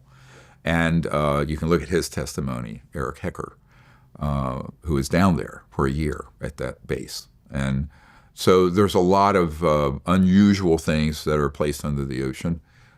Then there have been extraterrestrial vehicles, and I understand even bases that could be deep because they can go through any medium. Some people call it transmedium. In other words, you can go through water, solid rock, et cetera, and so on. So the technology allows for passing straight through solid matter. Well, yeah, because you said teleportation is a real thing. Yes. And this is what you're talking about. No, that's separate. A teleportation is based on quantum entanglement, but basically what Einstein called the spooky effect, where you could have the same particle 2 places simultaneously. So a teleportation would be it's here, and it's through a quantum entanglement resonance, whereas something that would look 3D, even the sun shining on it, could pass straight through into a mountain because the resonant frequency of the matter and the electronics of that craft cause it to mostly be unaligned with the matrix, let's call it, of matter in this dimension. So, and it gets a little esoteric, but if you can visualize my body, I'm 6'4" and weigh 220. If you were to take out all the space between the atoms and molecules, all the mass of my body would fit on the tip of a needle of a pen. Yeah. All right. So, but it's this size. So what if you took this a little bit out of angular momentum frequency? Then this body could walk right through that wall, and my atoms would not touch those atoms. Because you're going between the atoms? Yes, because you're passing in the space between. Okay. All right. I mean, it gets into some esoteric physics. Yeah, that's pretty wild. Yeah. Well, you mentioned the cover-up is really focused on world energy and how trillions and trillions of dollars are made with oil, gas, fossil fuels, and so forth. And you're basically saying that the U.S. and possibly other governments have unlimited clean energy. Sure. Using alien technology. Well, not the U.S. government that's constitutional, but the secret government does. Okay. There are 2 governments. Right. At least 2. Right. So what they're saying, what you're saying is that if this was actually uncovered, all these industries would collapse in one day. Well, but it would benefit the Earth. Here's the thing. And I was on a show Patrick David has a show. Yeah, I know Patrick. I interviewed him. And, yeah. and this came up in that interview. I said, look, if someone came in right now and put on that table one of these 0-point or free energy devices, to get it from that phase to where it's being manufactured, mass manufacturing, to replace the 1.5 billion motor vehicle engines in the world, and to provide all the energy for 2.5 billion homes on the planet, plus all the hundreds of millions of businesses, factories, that's going to be 15, 20 years. If you did it like the Marshall Plan that rebuilt Europe after World War II. So it's not as if there isn't going to be a transition, because just logistically, it's not possible to make it happen all at once. But it would eventually cause the elimination of the need for all fossil fuels, nuclear, wind, solar, geothermal, hydroelectric dams. All of it would be obsolete. Now, my argument is that should have happened 100 years ago. That's why we did the documentary, The Lost Century, right? Now, the most recent documentary we released is called Battle for Disclosure. And if you look at Battle for Disclosure, that deals with some of this as well, because the big question is going to be, do we do a real honest disclosure or sort of a fake one, light one? Because an honest one is going to include the man-made. I mentioned this earlier. That's a bigger secret than the non-human, right? Well, are you talking about a 0-point quantum vacuum space-time? Yeah. That's what you're talking about right now. Sure. And we can put, you know, I'm meeting with someone, what is today? Yeah, tomorrow, who's a inventor and has 20 patents and has come across this and doesn't know what to do with it. So that has to be open sourced, you know, or it has to be put out without patents and released massively. Because over the last 100 years, anyone who's tried to use a conventional business model or the patent office have had it seized. You know, we can prove this. And meanwhile, you know, the Earth is being greatly damaged by how, look, there are 8 billion people living on the planet like we did in the 1800s in the Industrial Revolution.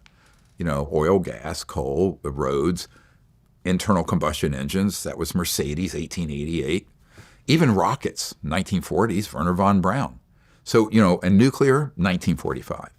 So I always ask people, do you really think there's been no developments in energy generation in 80 years? This is ridiculous. Yeah, no, I've but actually it's been ruthlessly suppressed. No, I had a conversation with someone about this recently, where if you really think about it, when you get into a plane and you fly across country, it's pretty much the same thing as doing it in the 70s. Oh. 50 years 60s. later, the planes go about as fast. They're about as big. Right. And there's really no major difference in Right. flying now. I mean, maybe the planes are a little nicer and the seats are a little cushier, but that's about it. The same as a 707 in the early 60s. Yeah. So we're talking 60 years later. Exactly. Exactly. So there's really been almost no technological developments in air travel. Or Not commercial air travel. Or energy generation, even more fundamental. Yeah, I mean, we're still using nuclear, we're still using coal, we're still using gas. Solar power is not quite there yet. No. And it's never going to get there, not the way it's configured. Now, there have been people who've done what are called solar collectors. That isn't just the normal photons, but all the energy that comes from the sun that rectifies it into very powerful, like something this big that would run your house. Those have all been confiscated. I've spoken to a couple of inventors. And if people doubt it, go look at the 2010 report by the Federation of American Scientists. It's in maybe in the briefing document here that I'm going to give you. It's the president's and the Congress's briefing document, redacted of certain things, but you'll have a copy. And people can order it now and go to drstevengreer.com and order this. It just came out this week. So that technology should have been out decades ago, and it would have enabled us to have a civilization by now with no pollution and no poverty. But of course, whether it was 100 years ago in the time of Tesla, the real Tesla, not the Tesla car company, or now, it's the same powerful industrial global interests that don't want it out, right? To the detriment of 99.999% of humanity. So at a certain point, I think that we're going to have to say, well, we have to start that process somehow. And this document, this research by the Federation of American Scientists found that in 1970, there was a solar panel as efficient or more than anything we have today, and it had a national security seizure order on it because the price point of that would have competed with coal and gas back then, 50-some years ago. So this nonsense, the abuse, here it is, the abuse of the National Security Authority under patent and invention laws, and that continues even if you don't patent your technology, the stormtroopers will come into your lab and take it, right? You don't even have to apply for a patent once they find out you have something like that. So this thuggery, which is what it is, makes a mockery out of democracy, but also out of a free market. You know, everybody, we have a free market economy. I said, like the hell we do. I mean, how do you have a free market economy if the most important inventions of the last 100 years have been ruthlessly suppressed to the benefit of a handful of global oligarchs? Nonsense. It's utterly ridiculous. It's a myth. Well, you said that the alien crisis that no one is talking about is humans reverse engineering ET technology to use against other ETs. Yes. So we're developing alien weapons to kill other aliens? Right. So this is a real problem because I mentioned earlier the technology curve isn't flat. You know, it's actually exponential. And so you have people who have reverse engineered extraterrestrial technologies from craft that we've acquired. Okay. Are you talking about scalar waves? Part of it. Part of it. And more. And then those then get turned into weapon systems that are used against non-human craft and ETs to down more of them, to study more of them. Right? Okay. So it's not that we just want to kill ETs, but we want more technology. Oh yeah, so it's a money and technology grab, pure and simple. What are scalar waves? So scalar, Tesla, I think, was an early sort of person who described and experimented with them, I think in the 20s, 30s perhaps. I have to look it up. But a scalar, so the light we see in this room, just make it really simple, is a wave, right? So it's the vacuum, as it were. You have this wavelength of light passing through at 186,000 miles per second. So every second, it goes 186,000 miles. A light year is 186,000 miles every second for a whole year. That is one light year. It's okay. Now, imagine what if you had what they call a scalar. It's actually a point that comes out in a straight line. So it's not propagating in a waveform, which means it's multiples of the speed of light, which means it goes boom, like multiples of the speed. So when we detonated the first atomic bomb, for example, gets back to why all the ETs started coming in force in the 40s and 50s, is that it attended with the electromagnetic pulse, which everybody knows what that is. You can put an EMP up above LA and take out the whole grid, right? But an electromagnetic pulse has within it a scalar signal that propagates at multiples of the speed of light and disrupts interstellar communication and travel. That's why it sort of rips the fabric of the 3D cosmos. So that's why once we started detonating those, it was one MI6 guy I interviewed years ago. He had been military intelligence in Great Britain, and then he published a magazine called Flying Saucer Review. Don't you love the name? And I interviewed him at his cottage in England, and great guy, brilliant guy. He says, when we did that, we kind of kicked a hornet's nest because it not only was very disruptive to these other civilizations' systems, because we're thinking straight line here to another star system taking 8 years at the speed of light. No. Forget that. We're now talking about transdimensional technologies and scalar ones that are much faster. And so the ETs knew, whoa, a big red flag over planet Earth. We've gone from machine guns or muskets or bows and arrows to thermonuclear weapons, right, within about 100 years. Think about it. From 1945, the atomic bomb, 100 years earlier, 1845, what were we using? Rifle. We didn't have a machine gun. We didn't have tanks. We didn't have airplanes. So in 100 years, imagine if your civilization's monitoring the Earth, and they have been. And we go from that, even though it's dysfunctional that we're having endless wars, but we go from that to a technological breakthrough where we are not only a threat to all life on Earth, we're now a threat to other planets because they can extrapolate into the future. And then add to that, we started studying very advanced extraterrestrial technologies. And to give you an idea how advanced they are, I'll just give a little quote from the director of the Lockheed Skunk Works, the president of the Lockheed Skunk Works, Ben Rich, the week he died, before he died. He spoke to a friend of mine, James Goodall, who's an aerospace historian, illustrator, and he said, he says, anything you can imagine or that you've seen on Star Trek, we've already done at the Skunk Works. It's out in the desert. He says, but not Area 51. I know where it is. I've been to the site where that is. And so whatever people think humans have figured out, it's way more. But imagine that being in the hands of a group of sociopaths, right, with the kind of malcontents and sociopathic behavior they have. That is a serious national security threat and a world security threat. It's a five-alarm fire. No one's looking at it because if you don't know about it, you're not looking at the problem, right? And that's true whether it's the president or the prime minister of the UK or the Congress or whoever it is. So when I realized this, this is part of what led me to leave my medical career and work on this, is that this is a great problem. It's got to get fixed.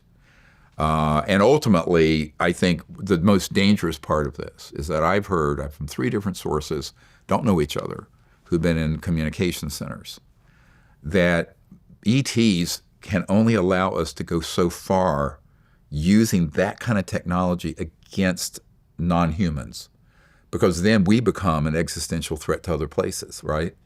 So if we humans don't fix this and stand down those, quite frankly, illegal covert operations, they'll have to. But then it will look like Independence Day, right?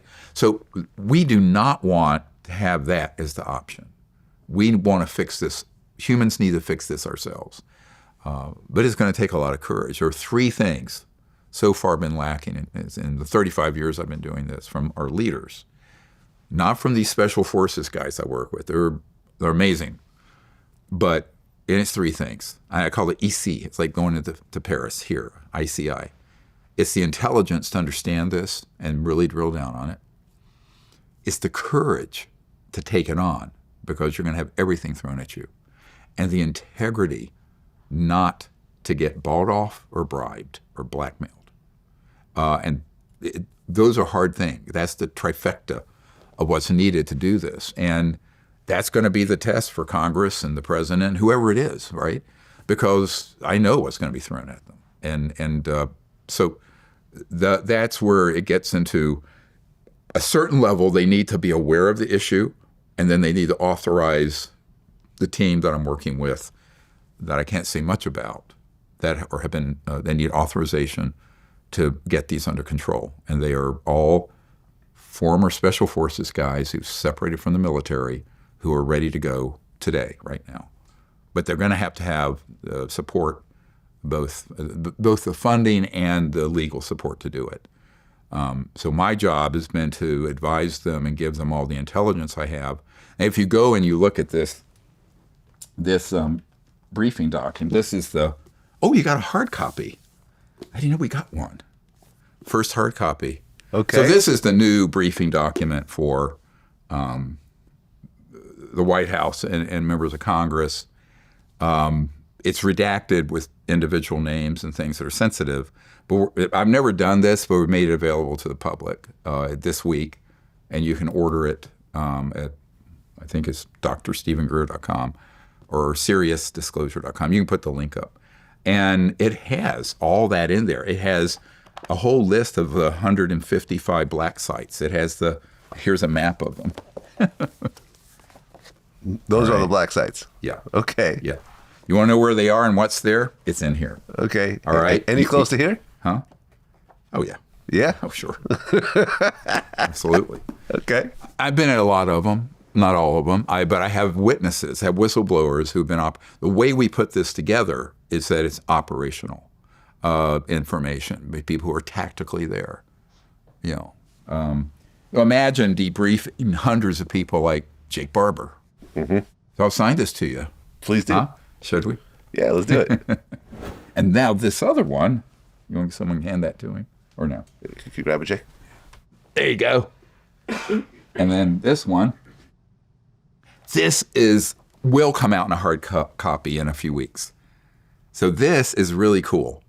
So I collaborated with the crash retrieval expert Michael Schratt on this. And this is a whole collection of both the historic but also the newer crash retrievals, all illustrated. In each case, you'll see the object and you'll see, let me find one that the camera, oh, here's Herrera's. So here's, for example, the craft that crashed, was abducting and transporting people. This is the Indonesia 2009 event. A very good representation. And the crate there had people in it. And then this is a summary on the other side of the page of 30 pages of testimony into a couple paragraphs, right? And on the following page is another illustration and then my commentary. So that's what this has just come out, and you can get this, and it covers the most important cases in history. Every single one of them, though, we took out anything that didn't have a named whistleblower or witness who was there or involved, whether it was police, military, corporate, right? So this is just available too. I'll sign it for you. Thank you. Well, you claim that JFK was killed because he had fired Alan Dulles, who was going to release info on UFO secrets. And I guess you claim that Bobby Kennedy, there was a similar situation going on as well? No, he wasn't. You kind of got it backwards. Jack Kennedy was killed because he wanted to get the CIA under control and him back in control of these covert UFO-related programs and associated programs, energy, propulsion, all of it. And Alan Dulles, who helped start the CIA with the billionaire Paul Mellon, whose grandson I've been working with, he very interestingly said, what he said was they were going to put through a federal review process. And I know RFK Jr. said this on some years ago on, I think, Larry King, and that President Kennedy was going to basically dissolve or totally reform the CIA.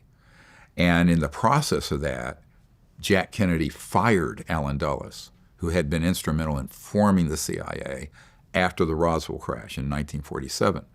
And because of that, they said, oh, no, you're not. And they set up an assassination with patsies and all that. So we know that that's the case. And I have people in Europe as well as in the U.S. that have information on all of that.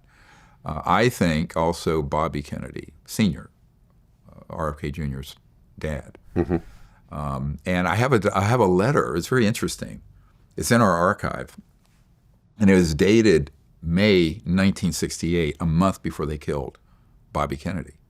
And it's Bobby Kennedy saying, I'm kind of paraphrasing here, but he says, I'm a card-carrying member of the Amalgamated Flying Saucer Association of America. They were called Flying Saucers back then. And it's signed by Bobby Kennedy. And how important this was. And he wanted to get to the bottom of it if he had become president. And a month later, he was dead. All right? So this issue is the third rail. I mean, a lot of people, this is one of the problems, is that when people realize what the gravity of the situation is, that this comes out, it's going to change almost every aspect of life on Earth, honestly. And there are people who don't want that to happen. There are religious people who don't. We can talk about that. There are technological people who don't. There's financial, oil, and other interests that don't. And so anyone who wants to move in that direction ends up runs into this buzzsaw, right? And it makes sense. And I tell this very funny story back in 1993, September 93, and I was at Lawrence Rockefeller at the Rockefeller Ranch out in the Tetons. And a lot of people don't know the Grand Tetons were owned by the Rockefellers. They owned everything.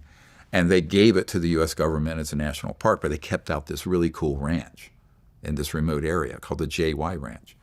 And so I was invited to come out there, and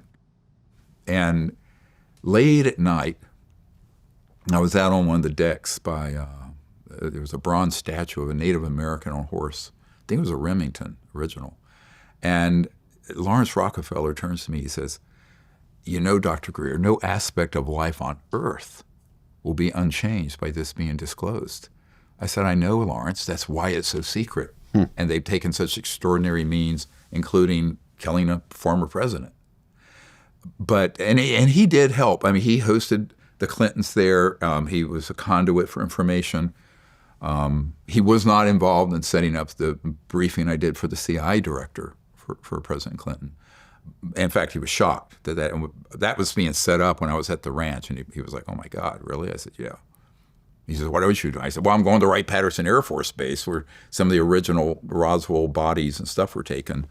When I leave your ranch, I'm going straight there to meet with the director of that part of that compartmented operation."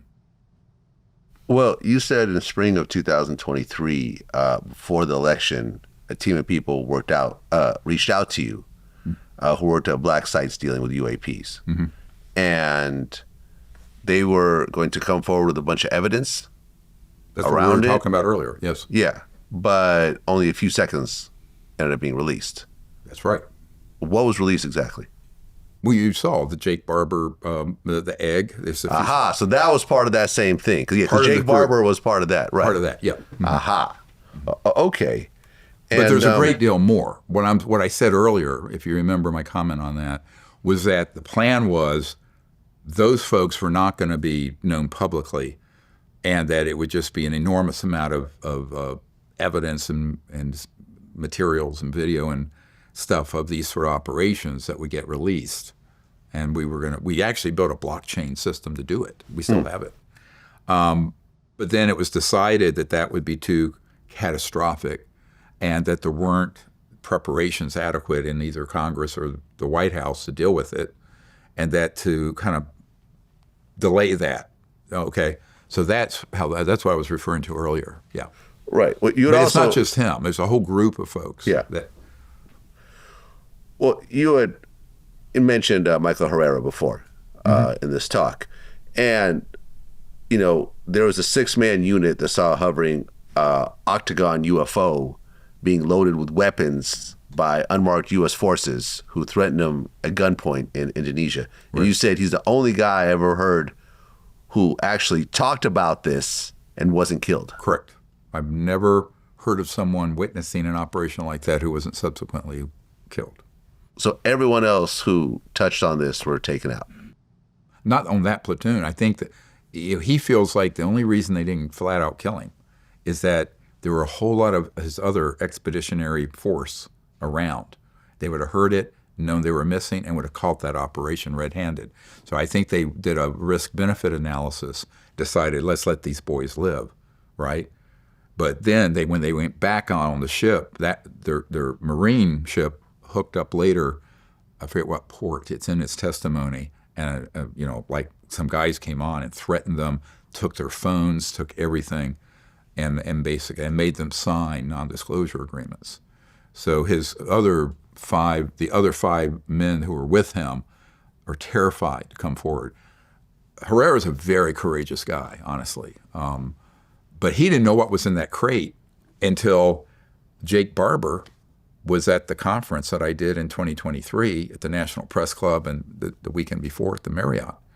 And he saw the illustration we had done, and he immediately texted me, and we went to the green room where I was being held, and he said, "Those aren't drugs. Those are people in there." I went, "What?" So see, Michael Herrera didn't know. He just assumed it was drugs and guns being run by a clandestine operation because they make a lot of money that way. Drug trade, very lucrative, cash. No, these were people who were going to be used in P3, psionic training and experimentations. So, which was even worse. So, oh my God, what's worse than transporting drugs through a clandestine, covert, illegal operation is people, right? And P3 stands for?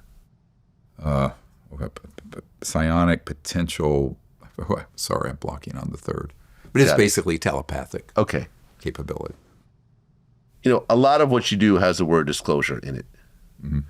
And Steven Spielberg, his latest film actually changed the title to Disclosure. I know. I should have copyrighted that. Right. And I mean, Spielberg has a history of doing things with aliens, you know, in terms of topics in his movies, the most famous of which, well, there's a few. There is Close Encounters of the Third Kind. Yeah, that's the best one. There's also E.T. E.T., that was sweet. Yeah.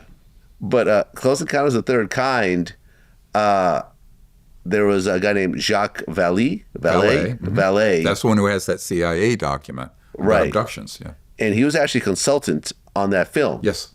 And you know Jacques?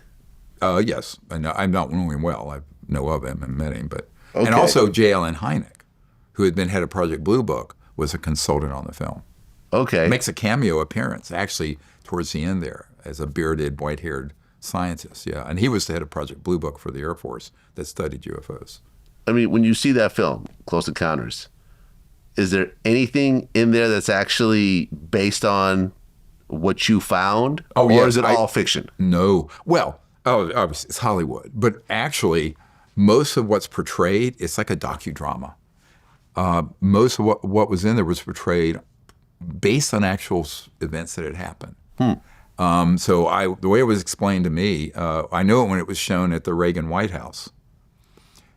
President Reagan stood up and said, there are only a couple people in this room who know how true to life that film is. Okay, yes, wow. I know three people, I think two of them are dead now, who were in the screening at the White House when they showed that. So, you know, it's a docudrama. Great classic movie. Now, this new one, I have no idea what it'll be. I don't know Mr. Spielberg. I've met his son, Max, but I don't know him. Well, Jacques Vallée was actually, there's a character based on him in that film. Yes. So not only was he a consultant, but they actually had a character. Correct.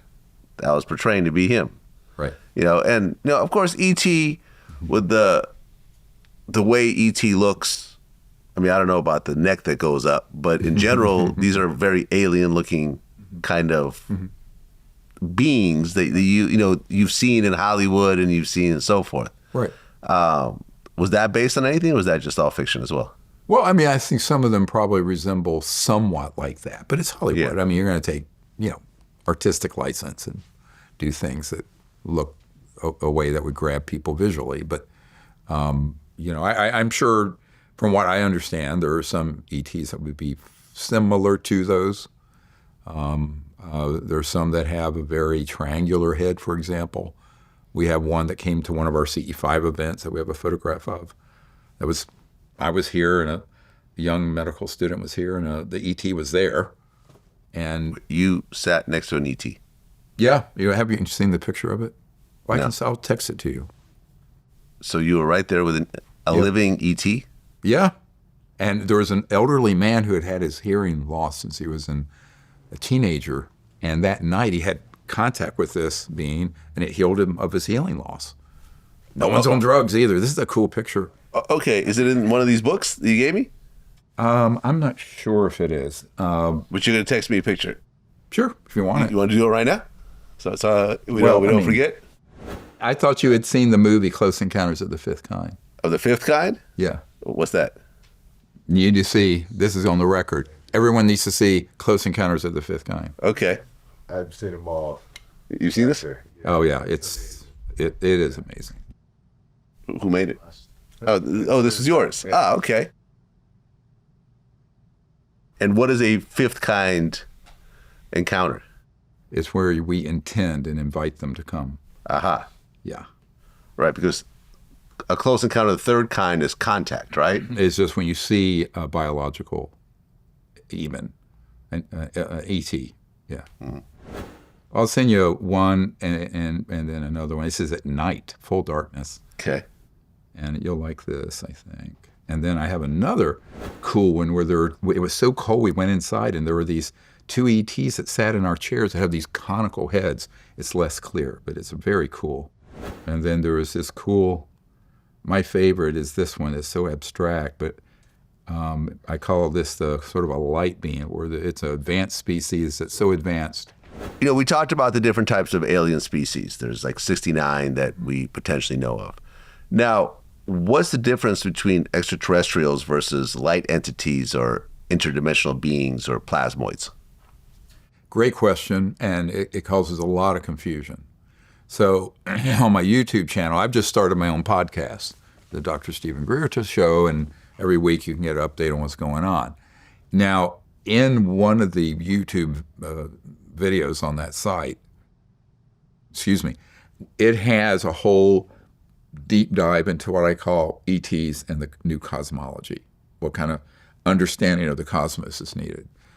I think one of the biggest sources of confusion on this subject is the commingling and confusion between interstellar extraterrestrial biological entities and their craft, man-made lookalikes, and the third, people call extra-dimensional or interdimensional entities.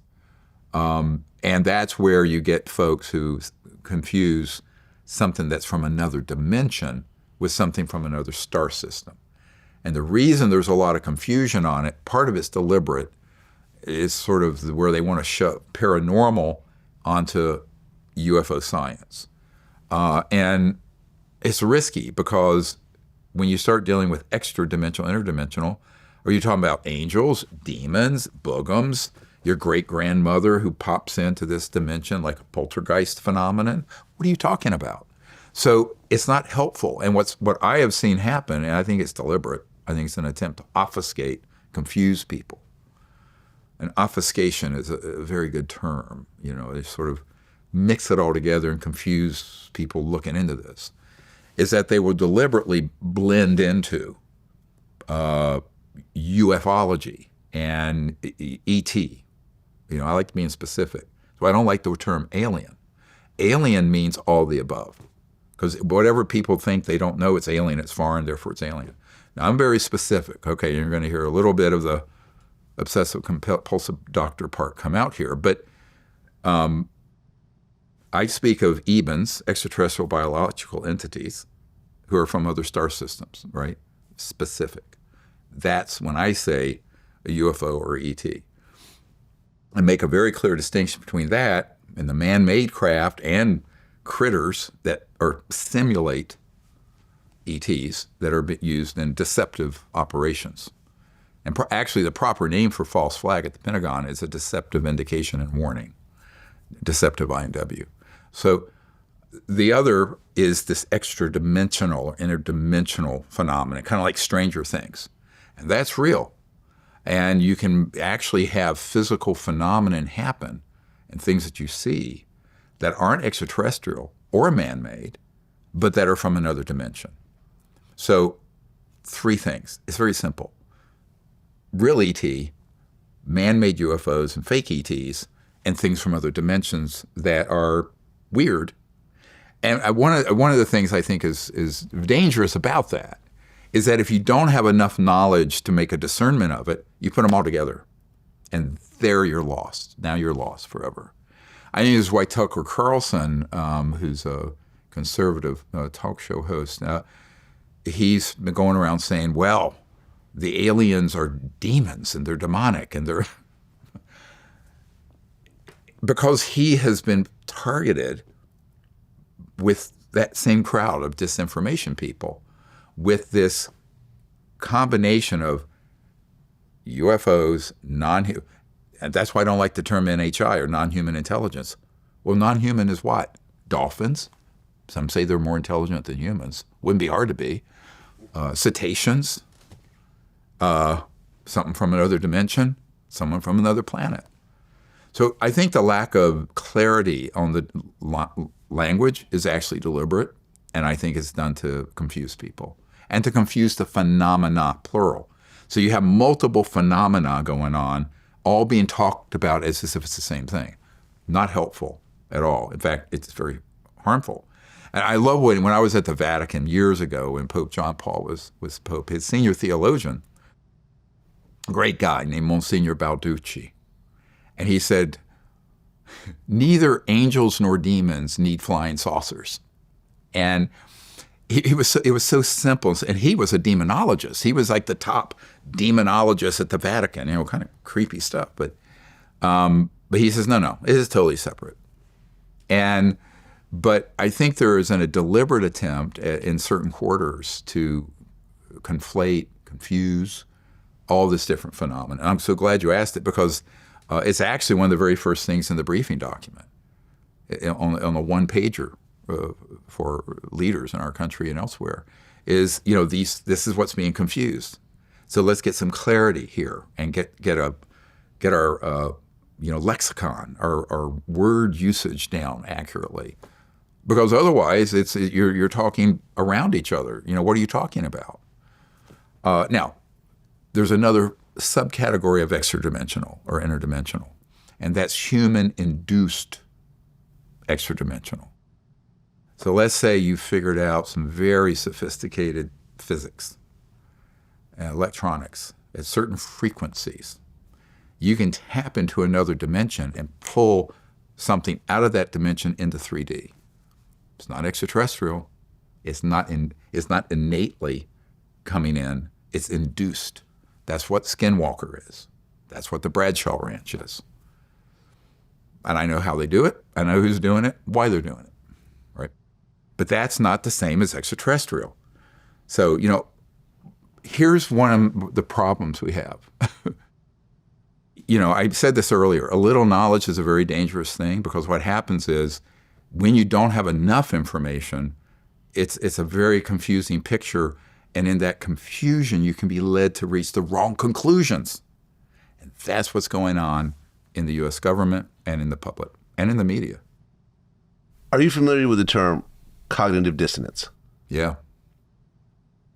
Now, some people have accused people like you of cognitive dissonance in the terms of this. Like, we understand that within this solar system, there are no aliens.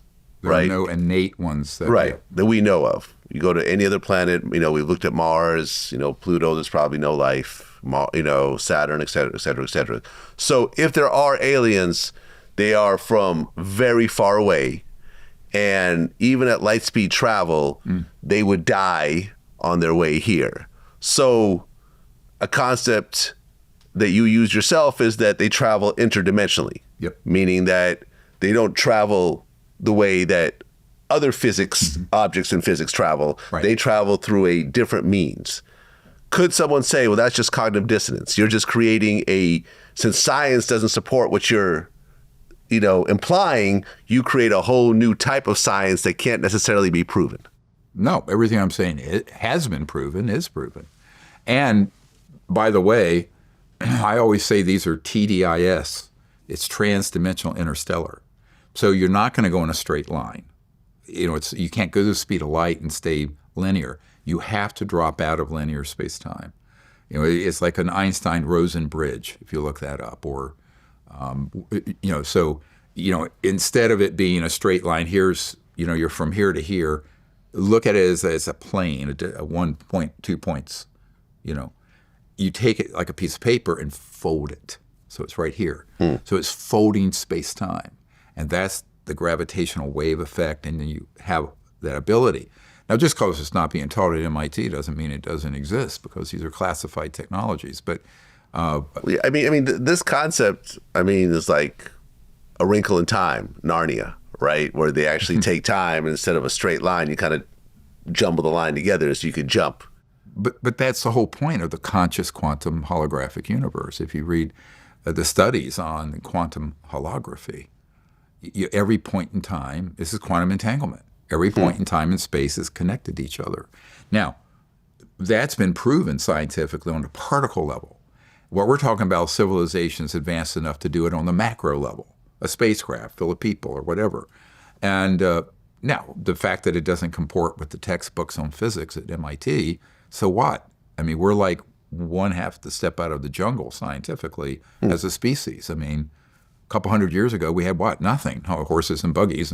Yeah. So, I mean, and you're talking about a universe that's, 15 billion years old or something. So I think that this gets into this whole discussion of not everything that can be known is known in the conventional scientific world. In fact, I'd say almost everything we don't know. I don't know. Nobody knows. It's this huge vastness. But certainly when you're dealing with civilization, and we can prove those are here because we have the bodies and the craft and all this stuff, well, how they get here? Or they're not using the space shuttle, and they're not using SpaceX and a rocket. They're not. So then what are they using? That's the technology we're talking about. And it's been studied and developed. I think that this is a big, I always call this the big peace dividend down the road. Phase one of disclosing this will be the energy technologies that are just get rid of poverty and the damage we're doing to the biosphere and the oceans. Step two, once we have something resembling a peaceful civilization, what Michikaku calls a level one civilization, where we're not killing each other and destroying the biosphere. Once we become stable from that point of view, and we're no longer just killing each other over nonsense like we are now all over the world, then we can bring out the things that fly. So you'll be able to go from here to Paris in 3 or 4 minutes. And well, that'd be cool. Go there for lunch, come back. That's totally doable. There's already with technologies that exist. But you can't let that out now. Because if you let that out now, it's a missile delivery system for every terrorist in Mogadishu. Well, right? I mean, so if you go from... there has to be a process. Yeah. I mean, if you can go from here to Paris in a couple of minutes, that means you could travel to Mars in, what, a couple hours maybe? Well, really, when you ramp these things up, it'd be about 30 seconds. That's with the band. 30 seconds to Mars. I gave a talk a long time ago about getting to Mars in 30 seconds. So, right. So yeah, but which see, means that's that you something, could actually reach other planets that have Earth-like environments. We haven't been allowed in a human lifetime. Yes. Oh, the next day or Yeah. a couple of days. The reason we're not allowed to do that at this point is that the extraterrestrial civilizations don't want us out there too far until we become civilized. Now people say, "Oh, we are civilized." I said, "We're not civilized. Come to my ER on a Saturday night if you think you're civilized." So what you're saying is the aliens have human civilization on a short leash. They're watching what we do to see if we actually make it through this transition. Okay. Now, there are civilizations that have never made it through this transition and make themselves extinct because of their foolishness. And we might be one of them. We may be. Well, this is to be determined, We're my friend. We're well on our way to that. Yeah, we are. I mean, it's like when Colonel Bearden said, "Now, don't get me wrong." He's from Louisiana, highest IQ, one of the highest IQ guys I ever met. He said, "Now, don't get me wrong. The fools may blow it yet." It's a great interview with Colonel Bearden. It's in our archive. Brilliant guy, absolutely brilliant. Physics, and he had been a lieutenant colonel, Army, knew about all the new energy, free energy stuff. It was just a genius. But I think that is the big question. So it is sort of an existential question and crisis. The only way, here's sort of the bottom line on that, the only way we can go forward and have a society here is that we become peaceful. And we can't go out into space and be a bunch of warmongering fools either. So that's why we need a space treaty. We need a treaty that says we're not going to put weapons out in space. We're not going to target these ET assets. We're going to stand those systems down. We're going to do an official CE5 ambassador outreach to these civilizations. So instead of shooting them out of the skies and hijacking them and shooting them, we're going to create a global rapprochement and peaceful approach to them, which is what should have happened in the 50s. Eisenhower wanted that to happen. He got subverted. This is why no president has control over those covert programs since Eisenhower, since about 56, 57, 58. Well, Dr. Stephen Greer, you actually brought someone with you, Tony Ferreira, who is a former commercial pilot who actually worked for a major airline for 25 years. And you've actually had experience with UFOs. Yes, I have. Well, tell me what you've seen. Well, I've seen many while flying, but probably some of the more interesting ones, I'll say, would be an orb appearing in front of me that not too far, that would seem that it would be another airplane, let's say, about the same altitude, bright, quite large, larger than it would be an airplane that would have its landing lights on. Because up at altitude, with the landing lights on, it could appear like an UFO, but this would be larger than that, and I'd be observing it. This particular one, looked at the co-pilot, and he's seen the same thing. In this particular case, I was about to ask Air Traffic Control, LA Center at the time, if there was a plane or something in front of us, and then it didn't materialize right in front of our eyes, changed colors like in the blink of an eye, and then disappeared. That was one. Another one, we see again, actually we're observing a satellite up in the sky, and then right in that same direction, a little bit lower and much closer, because I know what satellites look like, right? You know, we're commenting, me and the co-pilot, on the satellite that we're observing. This light appears in front of us, and I've seen many, like I said, over the years, because I'm looking. People have asked me, Tony, why is it that you see so many? I said, well, for one, you got to be looking, and I'm constantly looking, because I've had an interest in this most of my life. So anyways, this light, just another light appeared right in front of us, in the same direction that the satellite was at, but much closer and near. And I said to my co-pilot, this was the first time we'd seen something like that. I said, keep your eye on it. And I'd say maybe 3 seconds goes by, and then it dimmed, and then shot to the left. Right. Just like in a blink of an eye. Right. Well, do commercial planes, do they have some sort of video recording equipment that happens, or no, that's not a thing? No. So you'd have to pull out your cell phone and actually record it. Yeah. Now, we talked about how you were a pilot for 25 years. I mean, yeah, 20 years ago, phones didn't really have cameras. I get it. This, in the last 5 to 10 years, video cameras improved on iPhones and so forth. So correct. Did you ever have a good quality cell phone with you where you actually pulled out your phone and recorded it? During the day. At night, no. But because I've shared my stories with colleagues, friends that are pilots, and also mentioned to them, have the presence of mind to pull your phone and record it. I do have pictures on my phone that friends have taken at night of lights. And recently, there's been a lot of reports of it. I mean, we're hearing it all over from different sources of pilots actually recording these. But at night, you wouldn't be able to tell the difference from the picture that I took from the stars out there. And sometimes the flash on the will be on the phone. It just lights up the cockpit. Excuse me, but I have a very clear one of an orb on my way over the Pacific from the mainland to Hawaii that I recorded. I mean, based on your relationship with Stephen Greer and all the information that he shared over the years, do you think these are extraterrestrial machines, or are they man-made, human-made machines that are made to look like something extraterrestrial? That's a very good question. Both.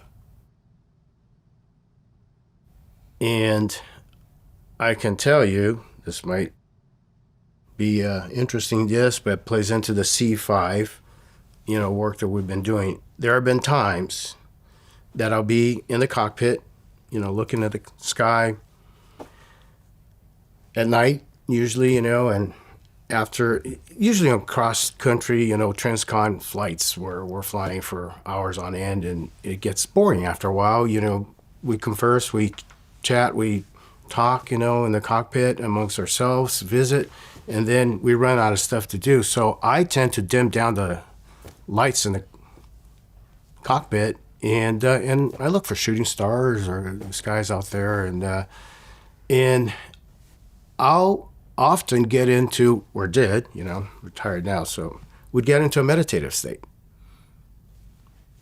While flying a plane. Yeah.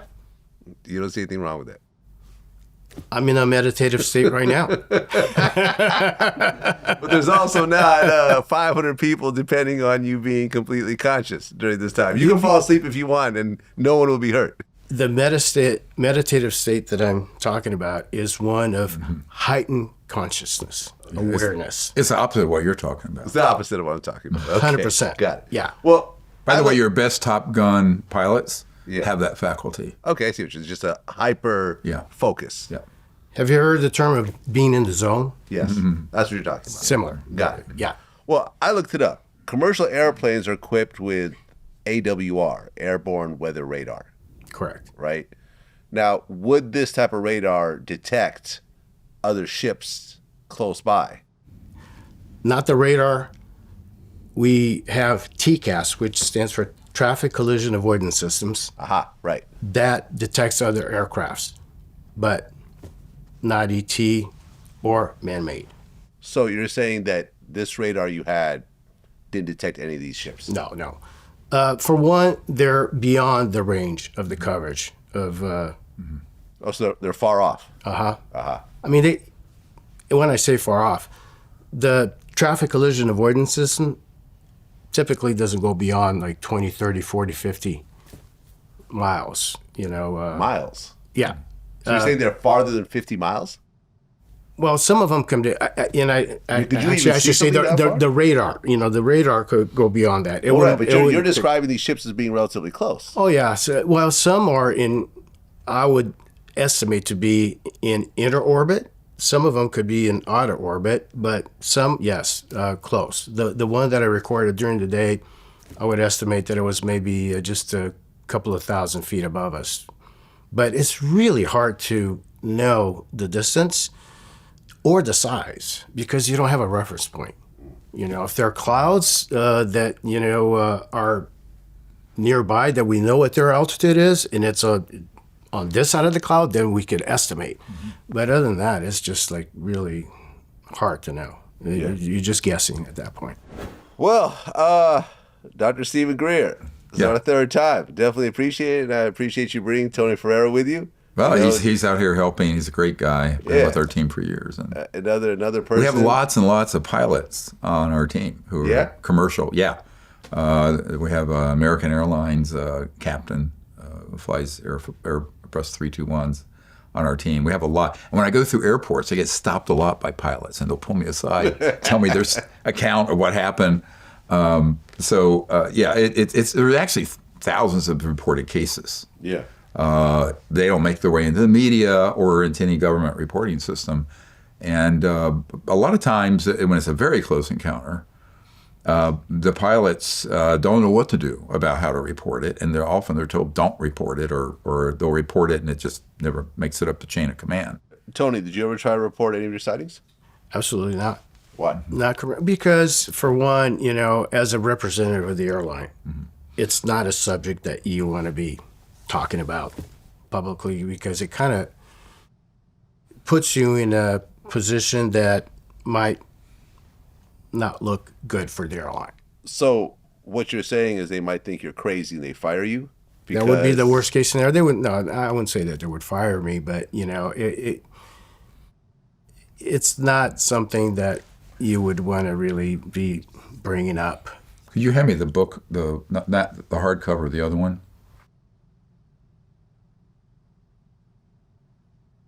All right. This is a very famous airliner, 747 Heavy, Japan Airlines, flying the polar route from Paris to Tokyo. One of the best, most documented cases in history. Yes. This case happened in the 80s, and it was on radar, It was on board. Yes. It was on ground military radar. It was on ground FAA radar. And the object was the size of an aircraft carrier. That in one sweep of the radar could go from one direction to 180 degrees over, virtually teleported. Now, this case, that pilot, because it got reported, was put on desk duty by Japan Airlines until a friend of mine, Dr. Richard Haynes, who was with NASA Ames Research Center, went over to Japan and said, no, this is real. And the guy, there's nothing wrong with him. But they actually penalized that pilot for reporting this. Now, interestingly, if you go into our briefing materials that we've given you, the briefing document anyone can get now, or our archive, you'll see that one of our witnesses is John Callahan, who is the head of investigations and accidents for the FAA. He gave me, and I possess, the original FAA radar and all the digital data of this event. Not a copy. The CIA thought they confiscated the copy. He kept it when he retired, gave it to us, the Disclosure Project. So when I run into people who go, where's the evidence? I said, well, it's not our fault you don't read. It's not our fault you haven't studied the subject matter. So I'm increasingly, look, I'll be 70 in June. I'm sort of done with people who say, there's nothing there. I say, why? Because you're too dumb and lazy to study it? Sorry. But I mean, I'm a little burned out. You can take this part out. But we have all this, right? Who's looking at it? So even when you put it on a silver platter and give it to members of Congress, they don't have time to look at it. And their staffers are so busy running around doing nonsense. So this is where I think a specialized team, special forces, former special forces, under executive order, they'll know where to go. And they will get to the people and to the legal government of the United States all of this under control. We can do it. We know how to do it, where to do it. Now, we'll see what the president does. We'll see what Congress does. That's how we're going to end it. Yeah. That's how we're going to end it. Yeah. Let's see what the president does. Dr. Stephen Greer, always a pleasure. Third Thank you. time. Yeah, good seeing you. Looking forward to seeing you next time. Great seeing you in person, yeah. And thank you, Tony, for coming and sharing your story. Of course, my Great pleasure. guy. Yeah. Until next time. Thank you. Until next time. Thank you.